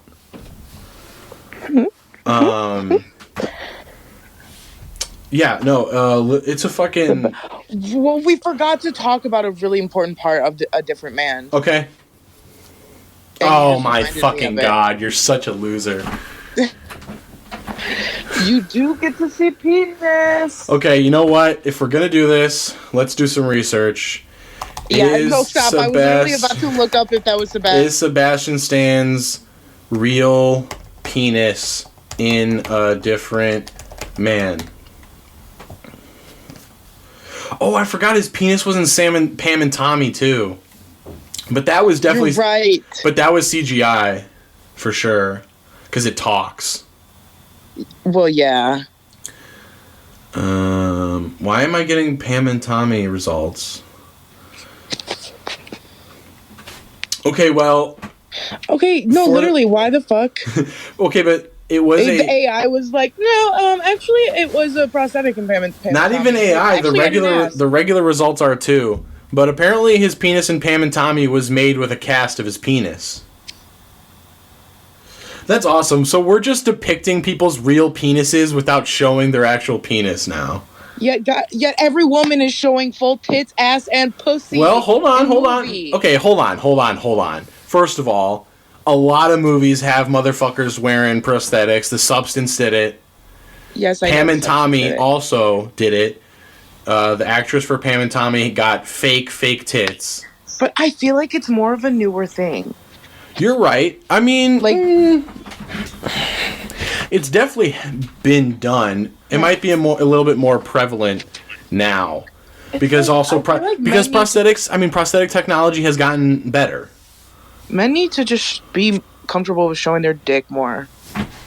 I mean, I think they are. I think a lot of movies feature real dong. I think there's just sometimes it calls for a prosthetic. Well, sometimes we want to see Sebastian Stan's real. And I think we did. I really think we did. Different Man penis scene. Oh god. Sebastian Stan full frontal nudity in A Different Man. Yes. No, like I specifically remember.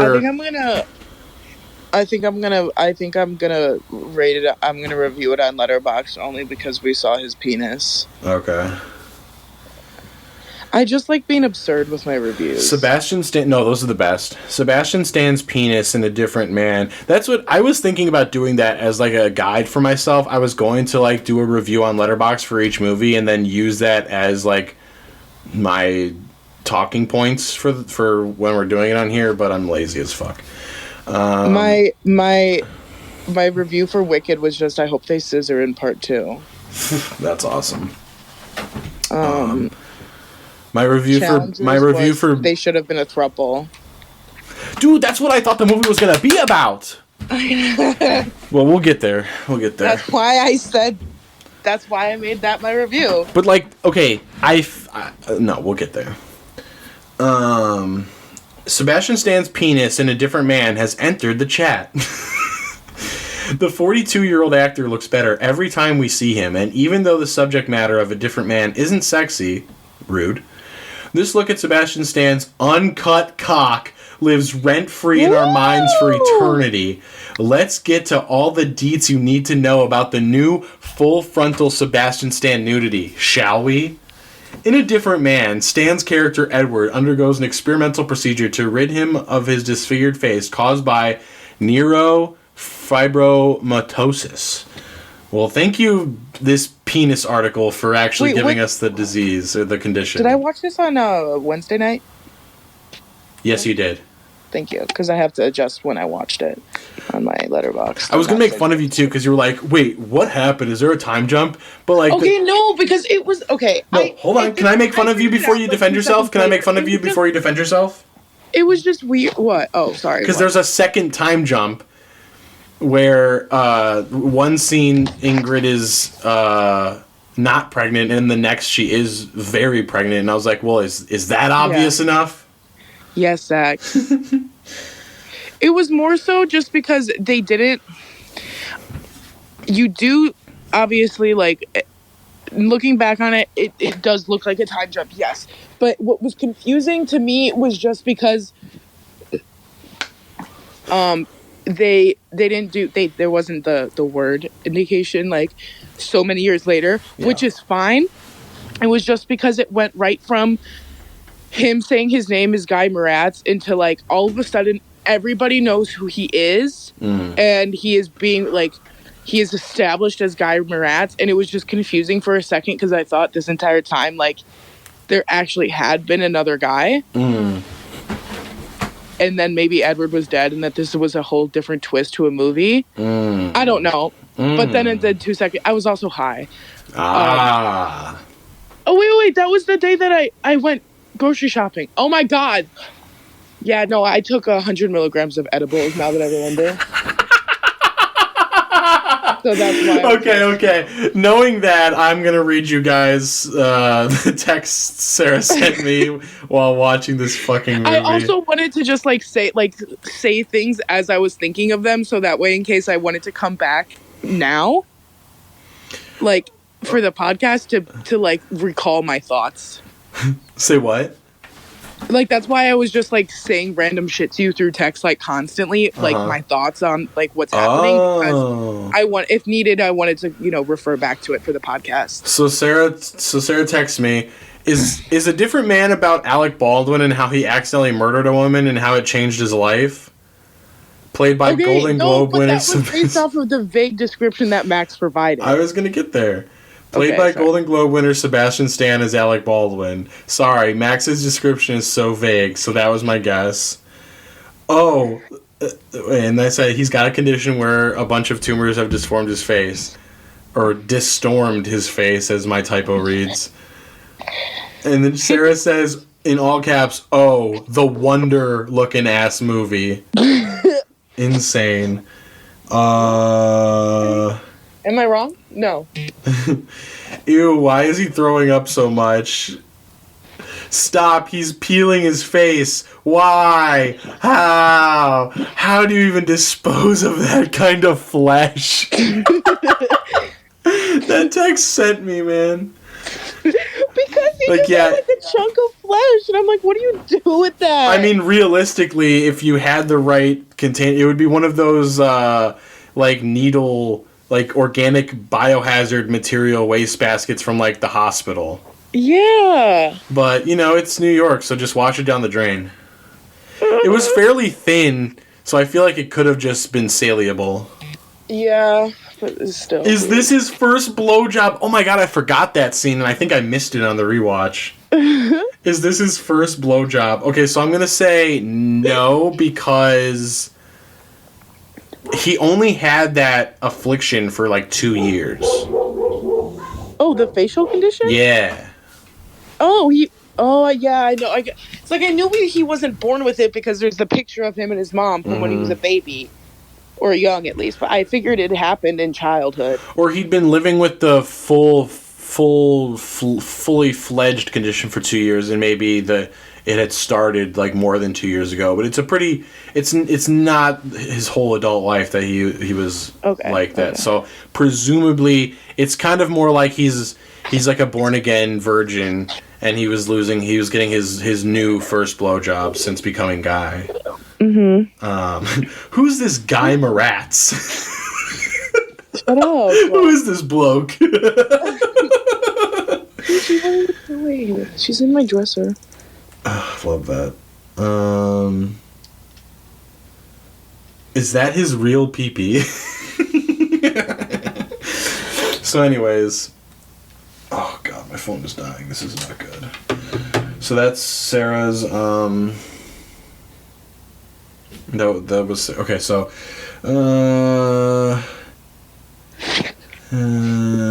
okay. Disfigured face caused by neurofibromatosis. Edward changes his name to Guy and fakes Edward's death to start a new life and cash in on his looks, blah, blah, blah, blah, blah. Meanwhile, another man, Oswald. Guy's sexual relation... Oh, God, the fucking... the screen grab. Oh, my God, his fucking posture. He's so ape. Did you hear that? No. I mean, yes, but what was it? Fart. Oh, okay. Guy's sexual relation... I mean, yeah, I don't... Maybe when I go back and listen to it, it'll sound like a fart, but I didn't hear a fart.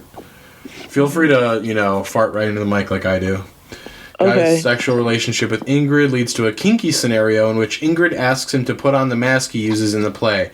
When he gets out of bed to do so, we get an insanely clear shot of Sebastian Stan's now famous uncut cock and sweet low-hanging balls.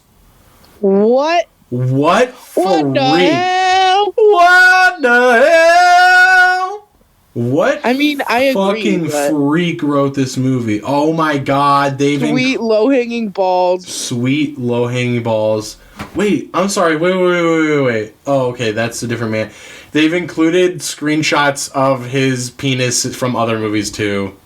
This is amazing. This is such a saga. I guess he hung dong in... Oh, you know what? I remember wanting to see this movie. Monday. I remember wanting to see that. Okay, so that's the only... Oh, God. I don't know why I'm surprised. If I scrolled down a little too far, and there's links to just other... gay act... It's just other... Gay actor penis. Gay porn stars and stuff. Lots of penis. Wow, 10,000 people have looked at this. Dude, I'm sorry. I need to read that again. His now famous uncut cock and sweet low-hanging balls. I didn't realize that how low your balls hung, like, I didn't realize that girls loved low-hanging balls. Okay, so yeah, we... Anyways, moving on. Okay, like I said, lightning round. Saturday night takes place over the 90 minutes before the first ever taping of Saturday Night Live, originally dubbed Saturday Night. I don't know when they threw the live in there. Perfect cast. Gabriel LaBelle is kind of hauntingly good at playing Lorne Michaels. Corey Michael Smith kills it as the big prick Chevy Chase. Lamorne Morris, fucking Winston from New Girl.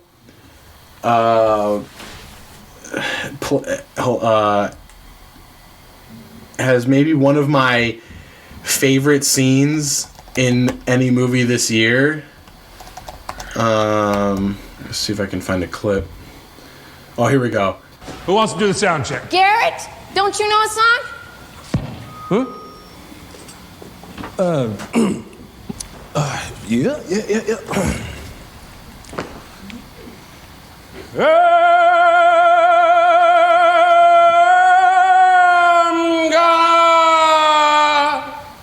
Get me a shotgun and kill all the whiteys I see. I'm gonna get me a shotgun and kill all the whiteys I see. When I kill all the whiteys I see, then Whitey he won't bother me.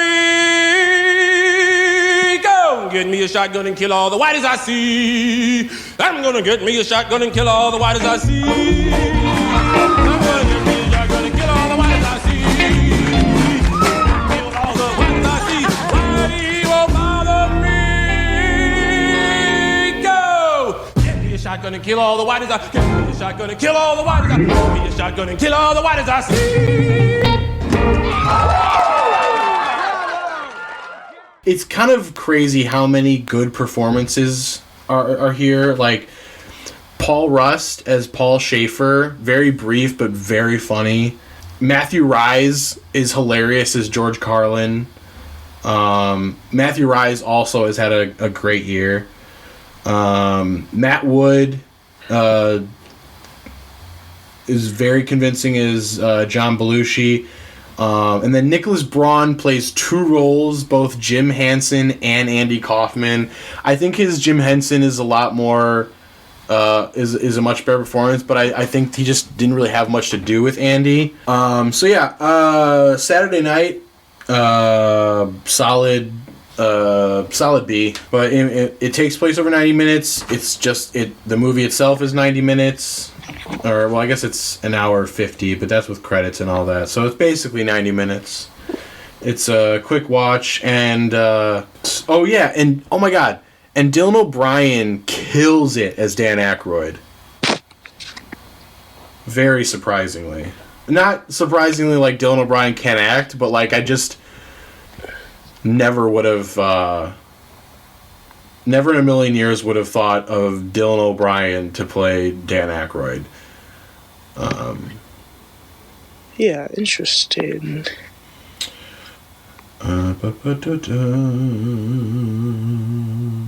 But also Dylan O'Brien does kind of thrive in like small cameo appearances. Like I think that's where he gets to do like his weirdest work.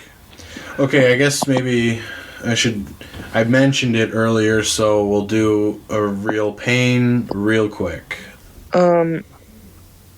I hate to interrupt the movie discussion, but something is happening. What's happening? Something is happening. There's no place in America the president shouldn't be able to come! Yeah, and apparently the president shouldn't only be able to serve 2 terms. Because the Republican congressman, Andy Ogles, has just drafted a constitutional amendment to allow the president to serve a 3rd term. Wow. We are literally entering a Watchmen-style alternate history. Except it's real. It's real! It's real, and it's real! I don't know if this is real, but someone posted, because it's a screenshot from a TikTok, but apparently... Wait, so the first thing was real, but this next thing might not be, is what you're saying? Yeah. Okay. Well, yeah, the first thing was posted by Republicans against Trump. I mean, yeah, it could be fake, but it seems... They have a picture of, like, the document. Yeah, that was Jeej. This other thing, though... Oh, by the way... Oh, sorry, go ahead. This other thing, though, is a screenshot from TikTok. So I don't know how real it is, but apparently Barron was born March 20th, 2006, and Melania became an American citizen July 28th, 2006. So apparently she was not a citizen when he was born. Therefore, he was not born to an American mother, and it goes against Trump's immigration laws. But he's Donald Trump's son. Donald Trump was a citizen. I know. I'm just saying it's interesting. I hate her. No, yeah, that's awesome. That's awesome. What the hell? He's actually gonna actualize his dictator dreams. What? What the hell? Fucking Donald Trump's first wife died from a bruise. Wait, Ivana? Yeah. I mean, I know she's dead, but a bruise? It literally says on Google, cause of death, bruise. I gotta read into this more.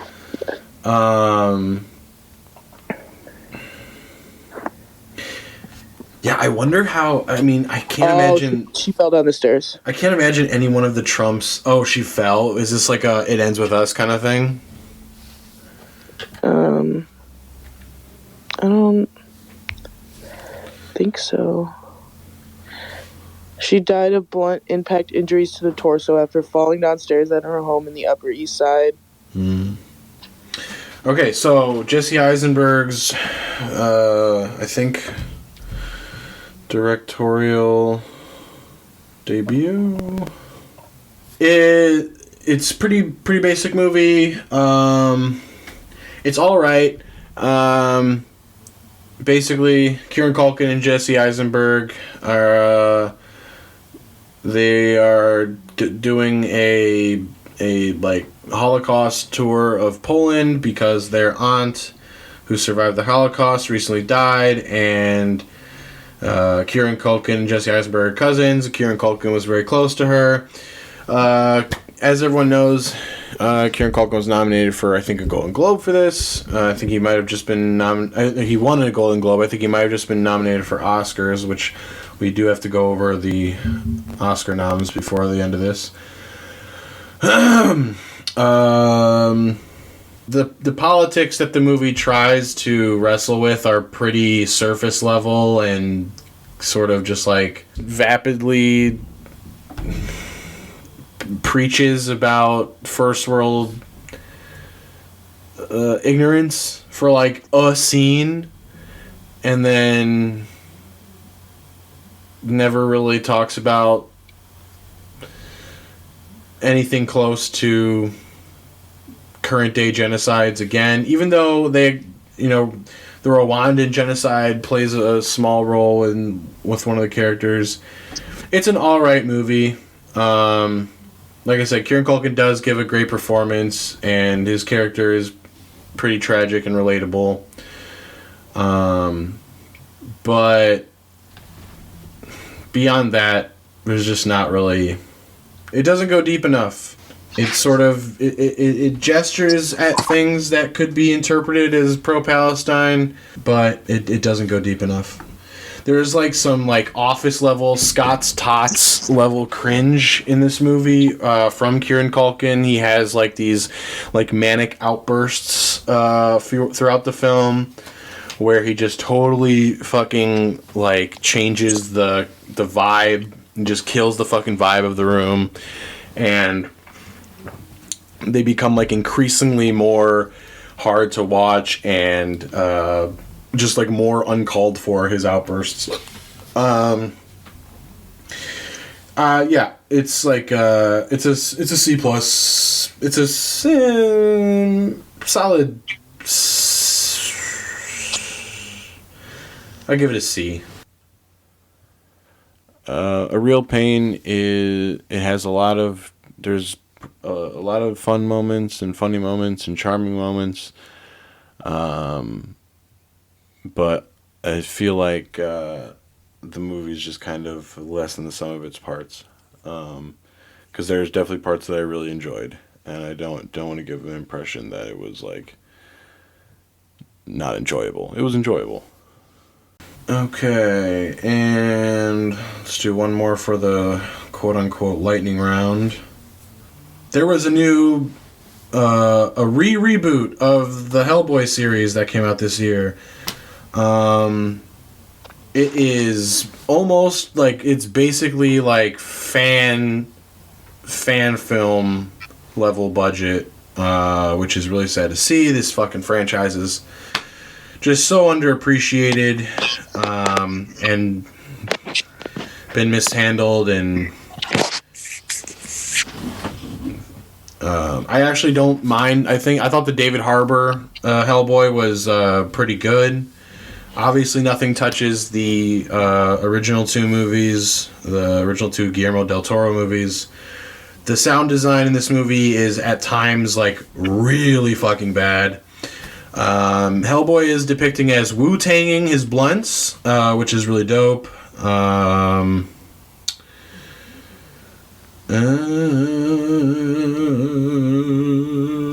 But ultimately, after you get over the fan film budget, the movie is actually kind of decent,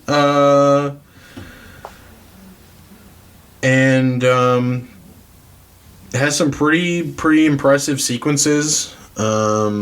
Like the imagery is pretty out there and pretty big. I feel like early on, it definitely feels like a fan film, especially with the first like monster encounter. It's like embarrassing.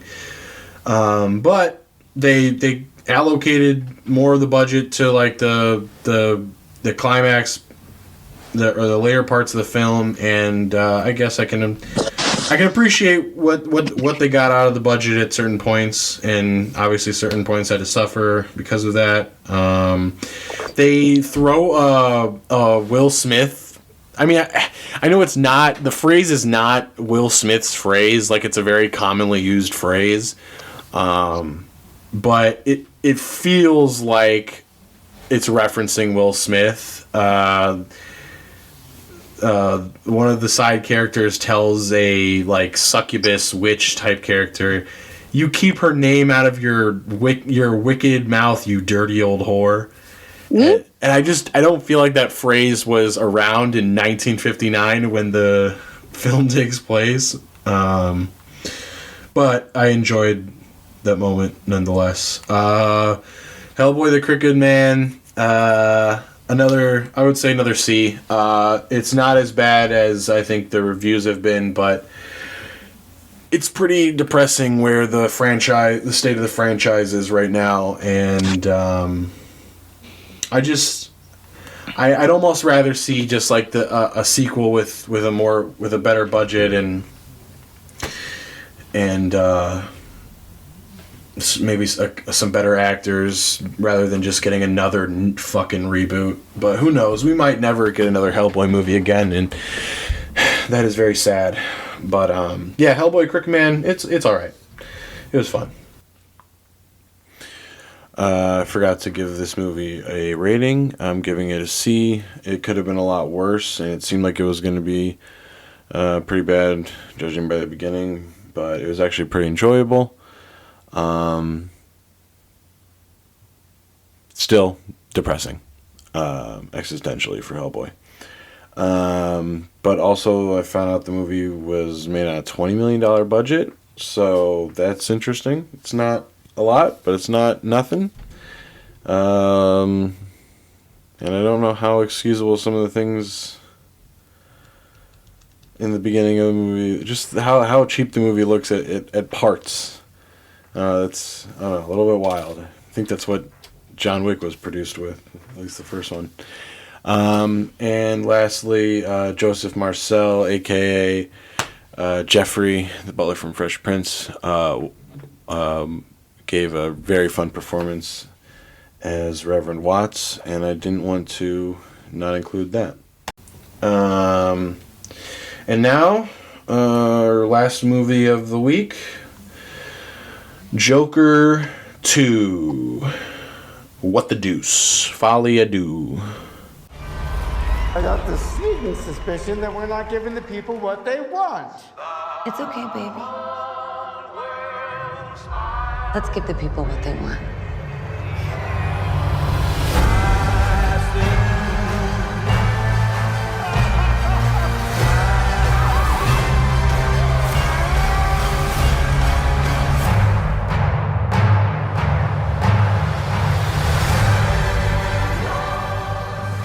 What the deuce? Joker fucking what the deuce? That's been my Joker, what the hell was that? What the deuce? Okay, so Sarah, you and we both saw the first Joker movie in theaters together. It's a wonderful memory. Yeah, what the fuck was this shit? What the hell? What the hell? What the hell? I was like sitting and waiting for the plot to start, and it never did. I mean, that's the least of this movie's worries. Okay, so, God, You know, I had a lot of hope for this sequel when they announced that it was going to be a musical. I think it is. The Joker is the perfect character to just throw a musical into the sequel. In concept, it works perfectly. I'm not some fucking... Like, I'm not into musicals, really. Like, there's certain musicals that I love. But I would not Huh? Yeah, right. No.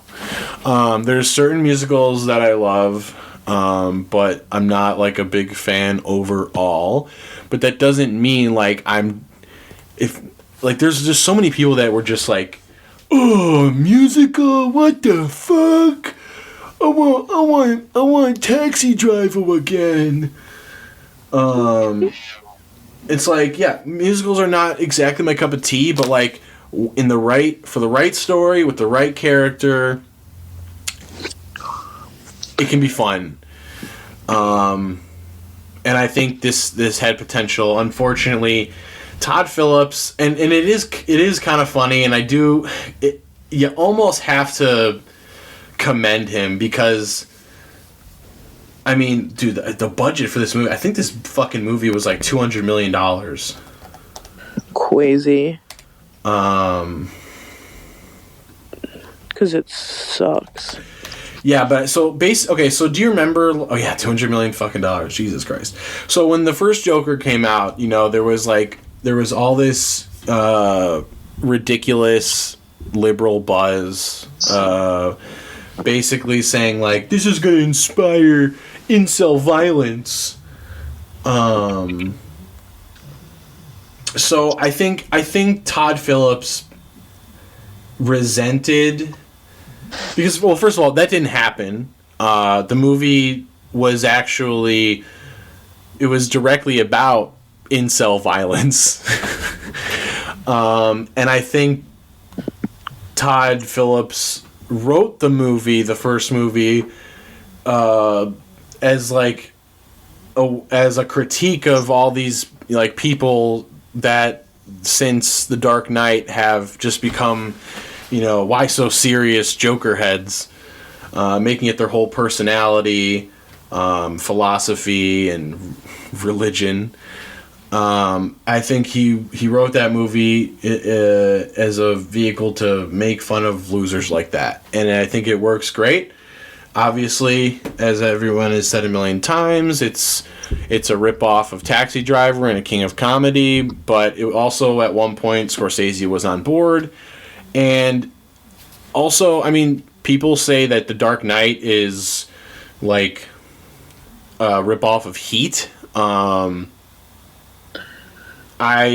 long time, the movie with Melissa McCarthy and that is The Heat. Sandra Bullock? Nope, that is The Heat. You're right. I'm sorry. This is just Heat with Val Kilmer, Robert De Niro, and Al Pacino. Oh, okay. It's a Michael Mann movie where Robert De Niro and Val Kilmer are like really smart bank robbers, and Al Pacino is Al Pacino type cop. People would always accuse Chris Nolan of like ripping off Heat for The Dark Knight, and for a long time I bought it. But I've seen Heat, and it's not even close. Like I feel like people who say The Dark Knight is just like Heat, I think they just haven't watched like cat and mouse chase type movies. Like they just haven't seen it's a problem with a lot of people who like bitch and moan about movies. You just haven't seen enough of them. Similar to the reaction to Nosferatu. Like I think people just haven't seen a Dracula movie ever. Yeah, he horny, guys. Yeah. So yeah, that being said, so that was all to say I don't think Heat is a ripoff, or I don't think Dark Knight is a ripoff of Heat. There's like very little similarities. Like even like people like anyways, getting off track. Okay. So Dark Knight being one of the best superhero movies of all time, when Joker was announced, I was pretty on board with the idea. That being said, it was a fine movie. It was, you know, a very, very fun event to see in the theaters, but ultimately, like, you're better off watching Taxi Driver or King of Comedy. But the Joker had a huge fan base. Obviously the character did, but the movie itself did too. And I think these people failed to see, like, because Joaquin Phoenix's performance as Arthur Fleck was so good, and he was so good at making the Joker pathetic, but also someone you could empathize with for once. I think in these dipshits' minds, that reads as, wow, he understands us. He realizes that we're all Joker, and it's okay, and we deserve, and we're just misunderstood. And so I think Todd Phillips spent $200 million telling those people to go fuck themselves. And in that way, it's amazing. But in another more important way, the movie fucking sucks.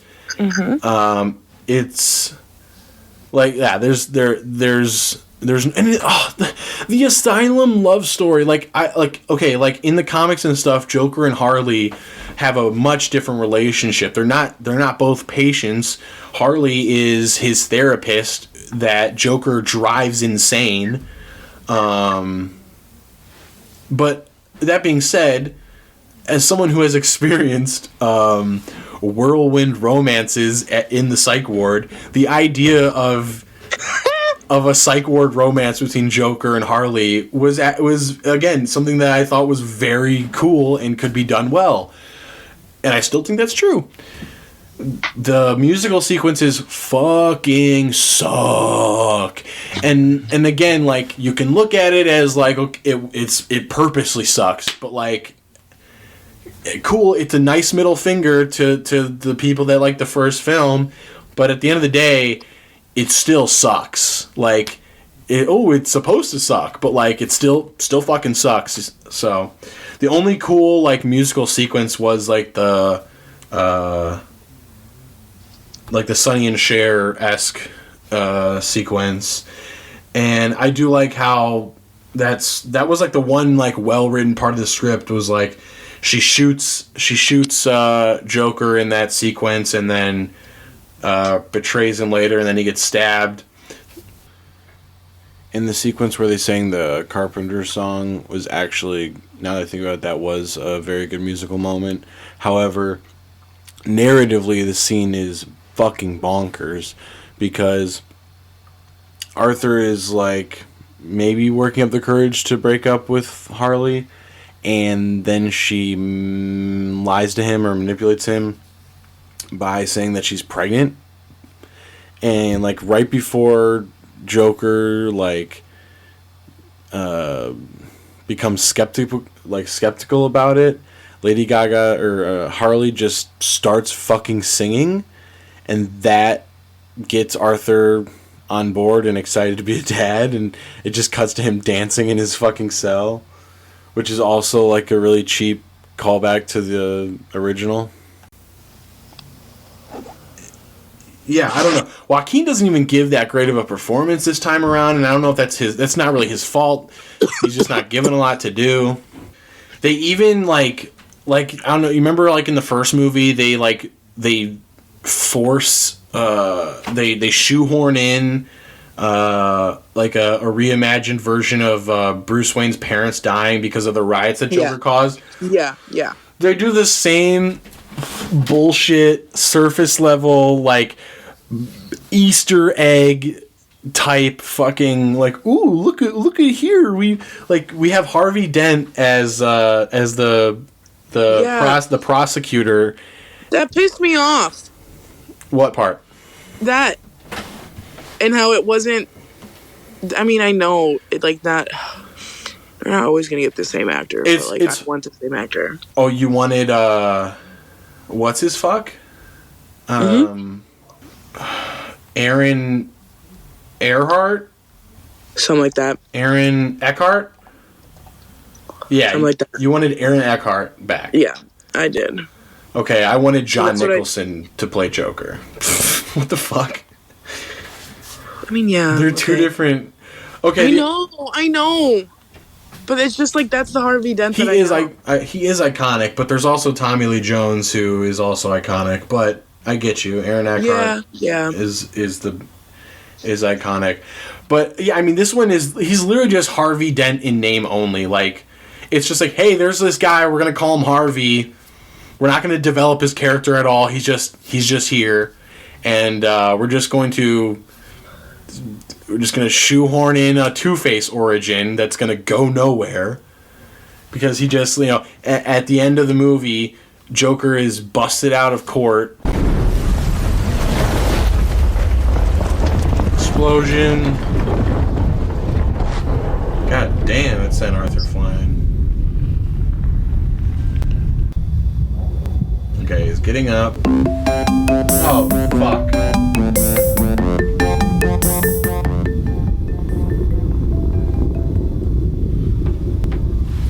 Oh, yeah, okay, here it is. So, Harvey is just like... Oh, yeah, okay, so he's just kind of like in a haze, on the ground, sitting up against like the desk, and you can just see that the left side of his face is like fucked up, but that's it. So like I said, it's just this like Easter egg level bullshit that they shoehorn in there, which again, like, if you're a fan of the first movie, like, wow, they did it again. Like, if that's the kind of, if you enjoyed the bullshit, Bruce Wayne's parents getting killed by some random Joker copycat during the Joker riot, if you like that, you should love this. But yeah, this movie is just like, it's disappointing. I mean, honestly, both movies have been disappointing in a way. Like I said, the first Joker's okay, but I honestly, with how this has all shaken out, I just kind of wish that the movie never came out. Like, I miss before the first movie came out, when like it's like, oh wow, Joaquin Phoenix is gonna play an alternate universe Joker origin story, and I mean, like, the Joker has like no nailed down origin story in the comics, so like it really lends itself to like just being some like, oh hey, this is one, it's like a myth, it's like one possible reality. I don't know, the vibes that like we got and like that early test footage, like I just kind of wish neither movie had ever come out and it would just be this cool thing like, oh, did you ever hear about the Joaquin Phoenix Joker origin story movie that was going to be loosely inspired by a Taxi Driver? Did you ever hear about that movie that never happened, thank God? And then it could all just be, cool possibility of what may have been, and not this utter disappointment of reality that we actually live in. There's also like some cool ideas that are in this movie that they just kind of jerk off. Like, it's just like I mean, like Joker or Arthur like rejecting the Joker persona. Really cool idea, because yeah, like he never like set out to be this guy. It just kind of he fell into some events happened, and he's mentally unwell, and it was just like this thing that he did while he was having an episode, and it is kind of cool to see. It could be cool to see this person who like started a movement be like, yeah, you guys are actually kind of cringe, and I'm not about what you're about. I just would like some mental health, please. There's cool aspects like that. Like, I think also him getting broken out by his own followers and just being like, yeah, y'all are fucking crazy, I don't want this, and just literally just tucking and rolling out of a car. Yeah. Like that movie, I feel like that part of the movie, that sequence should have been a lot bigger. Like, I hate how it's like this big breakout and then he runs to the fucking staircase from the first movie, gets rejected by Harley, and goes right back to jail. It was just like that. Finally the movie had some fucking juice, and it just peters out. And then, like you say, he get all just to get stabbed in the end. But I assume you're unaware of the implications of that ending, or what the internet has decided are the implications of that ending. But after that guy stabs him, can't remember if it's on screen or if it's partially on screen, but it's mostly heard. But he sits down and he carves his face. Yeah. In the way that Heath Ledger's Joker was. So the idea there is that Arthur Fleck is... Not only did he reject the Joker persona, but he's not even the real Joker. This guy is the real Joker. And he kills Arthur and he becomes Heath Ledger's Joker. Interesting. Which, I don't know, when I watched it, I was like, okay, he carved his face, but like, I don't necessarily think the implication is that he's Heath Ledger. Or, Heath Ledger's Joker.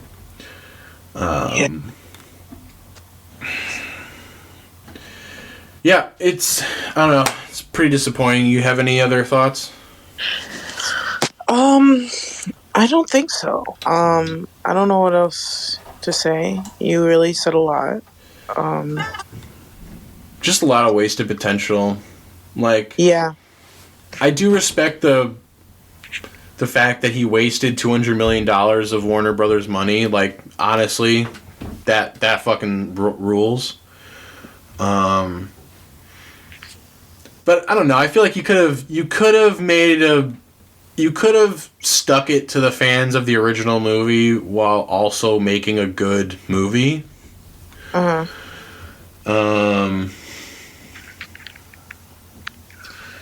Yeah, and honestly, just they wasted Lady Gaga. I was pretty stoked with the casting of her as Harley. That paired with the idea that it was going to be a musical, it should have been great. I mean, so much more of the movie should have been like the Donnie and Marie show type shit. Like, I don't know. It could have been so much bigger. Like, again, $200 million. So much of this movie does not feel $200 million. It feels very cheap. Not cheap, but not $200 million fucking Seriously, dollars. that's an insane fucking amount. Like the first movie was $55 million. Think about that. Fucking the first Suicide Squad, $175 million. The Dark Knight, $180 million. And you're telling me this movie, I think maybe did some tax fraud or something. Like, Jesus Christ. Yeah, it could have been a lot bigger. It could have been a lot crazier. Like, every aspect of this movie was fumbled. The plot was fumbled. The script sucked, which gave the actors nothing to go on, and the musical aspect sucked. Like, you could have made a good musical, and it still could have been a bad movie and had good musical parts. I don't know. Super disappointing. It's watchable. It's not like Megalopolis level failure. I would say Joker 2 D-. Damn, D-. What, you think that's low or high? No, it's just like, damn, we're finally getting to the bad ratings. Yeah.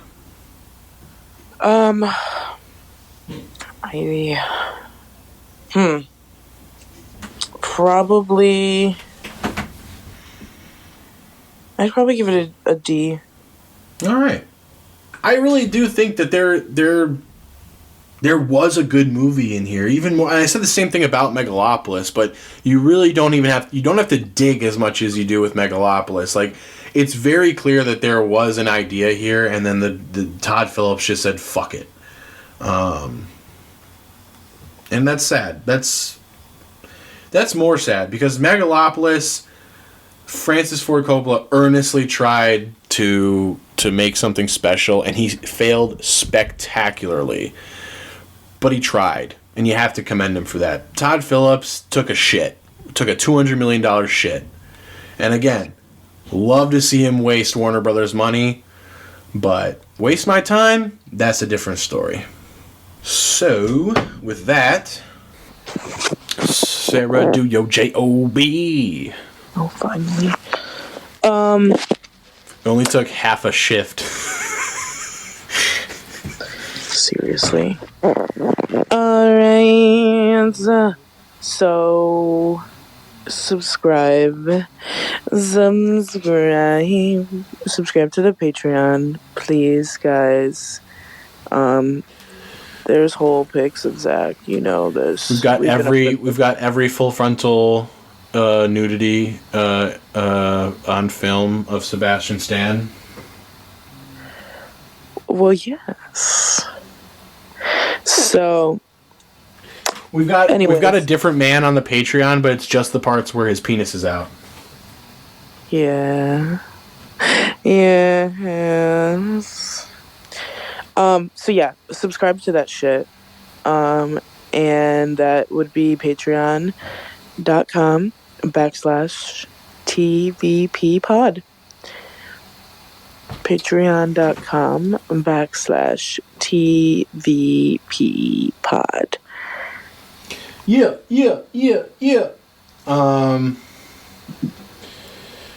We may need to, I don't know, me and Sarah will have to coordinate. We may need to do some sort of, I don't know, week off or something, just so that we can get you to watch some movies again. But the way I've got it in my head, I want to do one more episode of like regular type movies. I want to do one episode that is horror, all the horror movies that we can. And then one episode that is comic book movie focused. And that's it. Okay, guys, so next week we will be back in Village Studios, Logan Square. The podcast will be late again next week. We will be recording. Honestly, we might just be recording on Saturday, so just don't expect a podcast next Friday, but expect a podcast next week, if that makes sense. All right, we'll see you guys next week. Thank you. Follow you all around, just like me. They long to be close to you.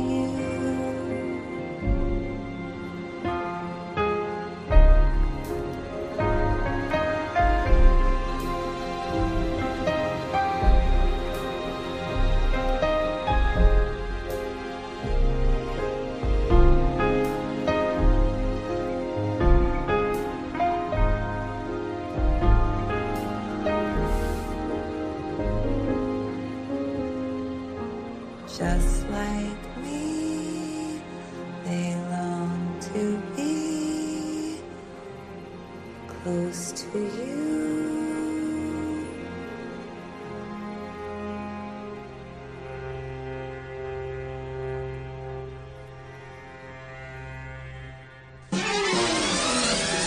'77 WT.